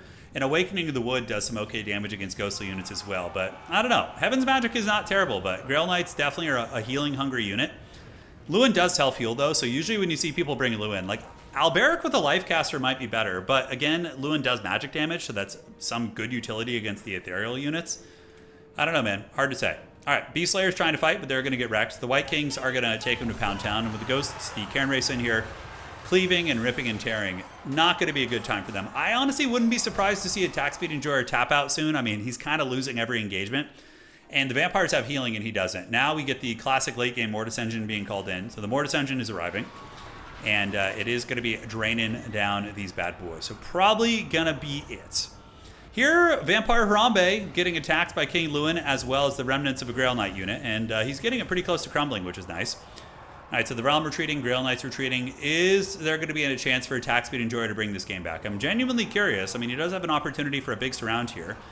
Try and get in there and do some work. Here, the Knights of the Realm get a good engagement. Crypt Horrors are on the brink of crumbling down. Down on the low ground, Damsel of Heavens being bullied by the White King. So it looks like the Harry Potter or the Hermione Granger is going to get taken down by the double White Kings. And, oh my god, Purple Sun, won't you come and end the career of these Bretonnians? Holy shit. The Purple Suns have been so devastating this game. God damn. Like, every time you think attack speed is going to be getting some momentum back, a Purple Sun just comes and, like, karate chops them in the neck, dude. All right, Grail Knights, Knights of the Realm, charging on back in here. And the Cairn Race, yep, just very stalwart. Bretonnia completely broken off the middle. The Damsel is going to be in distress as we do see a Beastcaster being called in. Certainly good, but I don't think it's going to be enough. Not again, I know. It happened again, guys. It did happen again. Backside, some Pegasus Knights chilling. And might as well be unsummoned, but I think you forgot about him. Lewin is steady, but not in a winning fight. Lewin's going to get battered by Harambe as well as the Undead Harambe, you know, lore accurate. And also the Cryptors are going to get some good surrounds there too. Some Bretonnian Cavs still in play, like some Grail Knights, different things like that. But really, there's basically no chance here, guys. The Purple Suns, probably this Vampire is over 4,000 value. Only 2,300, but pretty much all of that value is from Purple Suns, which is still a lot. So, yeah. 4,000 value difference with healing. I mean, the Vampires are basically fighting zombies with their expensive Cav. Lewin is broken, and that is going to be the tournament won by Maximillionaire, ladies and gentlemen. Fun tournament. Certainly was a good time. And King Lewin is going to be fleeing, and yeah, guys, Mortis Engine going to drain everything down. It's only a matter of time before Bretonnia gets routed back to their point. We do see a Grail Knight being called in, but good luck getting through all of this. Lewin is going to get chased off the battlefield here, guys. We do see the Neckarch Vampire Lord on the hunt. Good night, Sweet Prince. 900 HP on Lewin. The Vampire very, very quick with 105 speed, so should be able to get it. Back objective in the process of being taken. The White Kings being incredibly obnoxious, as usual. And, yeah, you got to chase Lewin off the battlefield. Certainly don't want to let him come back. But he has lost the Blessing of the Lady. Mortis Engine, it's only a matter of time before it finishes these guys off, and there's no way. I don't know why Attack Speed Enjoyer hasn't left yet. He basically has his... the only chances... Could the Vampires go AFK and win this right now? If the Vampires get this objective and go AFK right now, he walks away from the keyboard, and doesn't play anymore, his hands are off, he gets one last movement order right now, I think he still wins the game. I don't think the Bretonnians could even beat an AFK Maximilianer right now. It would just take too long. Like, getting all this off, clearing out this shit, like, and the Mortis engine, which, again, if you got his last move in order, just sends it like over here. I think the AFK would get it done. Yep, so fleeing the scene is King Lewin. He was allowed to be brought back, and the Bretonnian's going to be doing some gremlin play right here. But, like, yeah, I don't know. Attack speed enjoyer should know better than to think he still has a chance here. On the backside, Cryptghoul's moving up. Bretonnia is actually a pretty good faction in multiplayer. They're not bad. I think Bretonnia is stronger than the Empire, for example, in competitive high-level multiplayer. It's just that vampire counts are very oppressive, and they're one of the strongest factions in the game. Like, vampire counts are top 3, and they're very oppressive. They have a couple bad matchups. They're incredibly polarizing. Like, vampire counts only really lose consistently against, like, Demons of Chaos. And aside from that, like, maybe Wood Elves are good against them, but yeah, I don't know. They're pretty menacing aside from that. Like, they're just so strong. Like, I hadn't played vampire counts in over a year. I entered a tournament 2 weeks ago and I won. I won the entire tournament. I hadn't played any vampire counts, no game experience. I had only just watched people play, and I just copied them, and I was able to win a tournament against top tier players. That is how oppressive that faction is, in my opinion. Vampire counts versus Chaos Dwarves, yeah. Chaos Dwarves have some good tools against vampire counts. That's true. That is true. All right, so, yep, King Lewin is down. That should be the nail in the coffin. Grail Knights get a bit of a surround on the Neckarch Vampire Lord. Here, the Mounted Yeomen are doing it. Demons of Chaos can wreck vampires because they can bring an insanely good air force that can dominate the vampires in the sky, and then they just roast them with Changebringers. And you have Demonic Infantry, which can beat all the vampire count infantry, too. Lizards against vampires, I'm not sure. I haven't seen that one in a while. I would assume it's a monster mash build from Lizards, but yeah. There's a couple ways to go about it. GG. But, you know, in all this, not taking away from Maximilianer, he is one of the best vampire count players in the world. He played very well, too. Those Purple Suns were super, super, super on point. All right. So, guys, that is going to be that. If you guys enjoyed the stream tonight, now is a great opportunity to drop a like on the stream. It helps out quite a bit. Helps keep this old man going, so please do. And we're going to be calling it for now. I'm trying to take it easy with my hands for this week, and then we'll be back to more frequent, longer streams here in the near future. But again, if you guys enjoyed tonight's stream, please do drop a like before you head out. And that's going to be it. GG, guys. Congratulations to Maximilianer for the glorious vampire win. Always a menace, always a terror. And folks, we'll see you on the other side. Take care of yourselves. That is going to be that. And yeah, the vampire's getting it done once again, guys. Evil has struck. See you around, guys. Thanks for joining, and adios.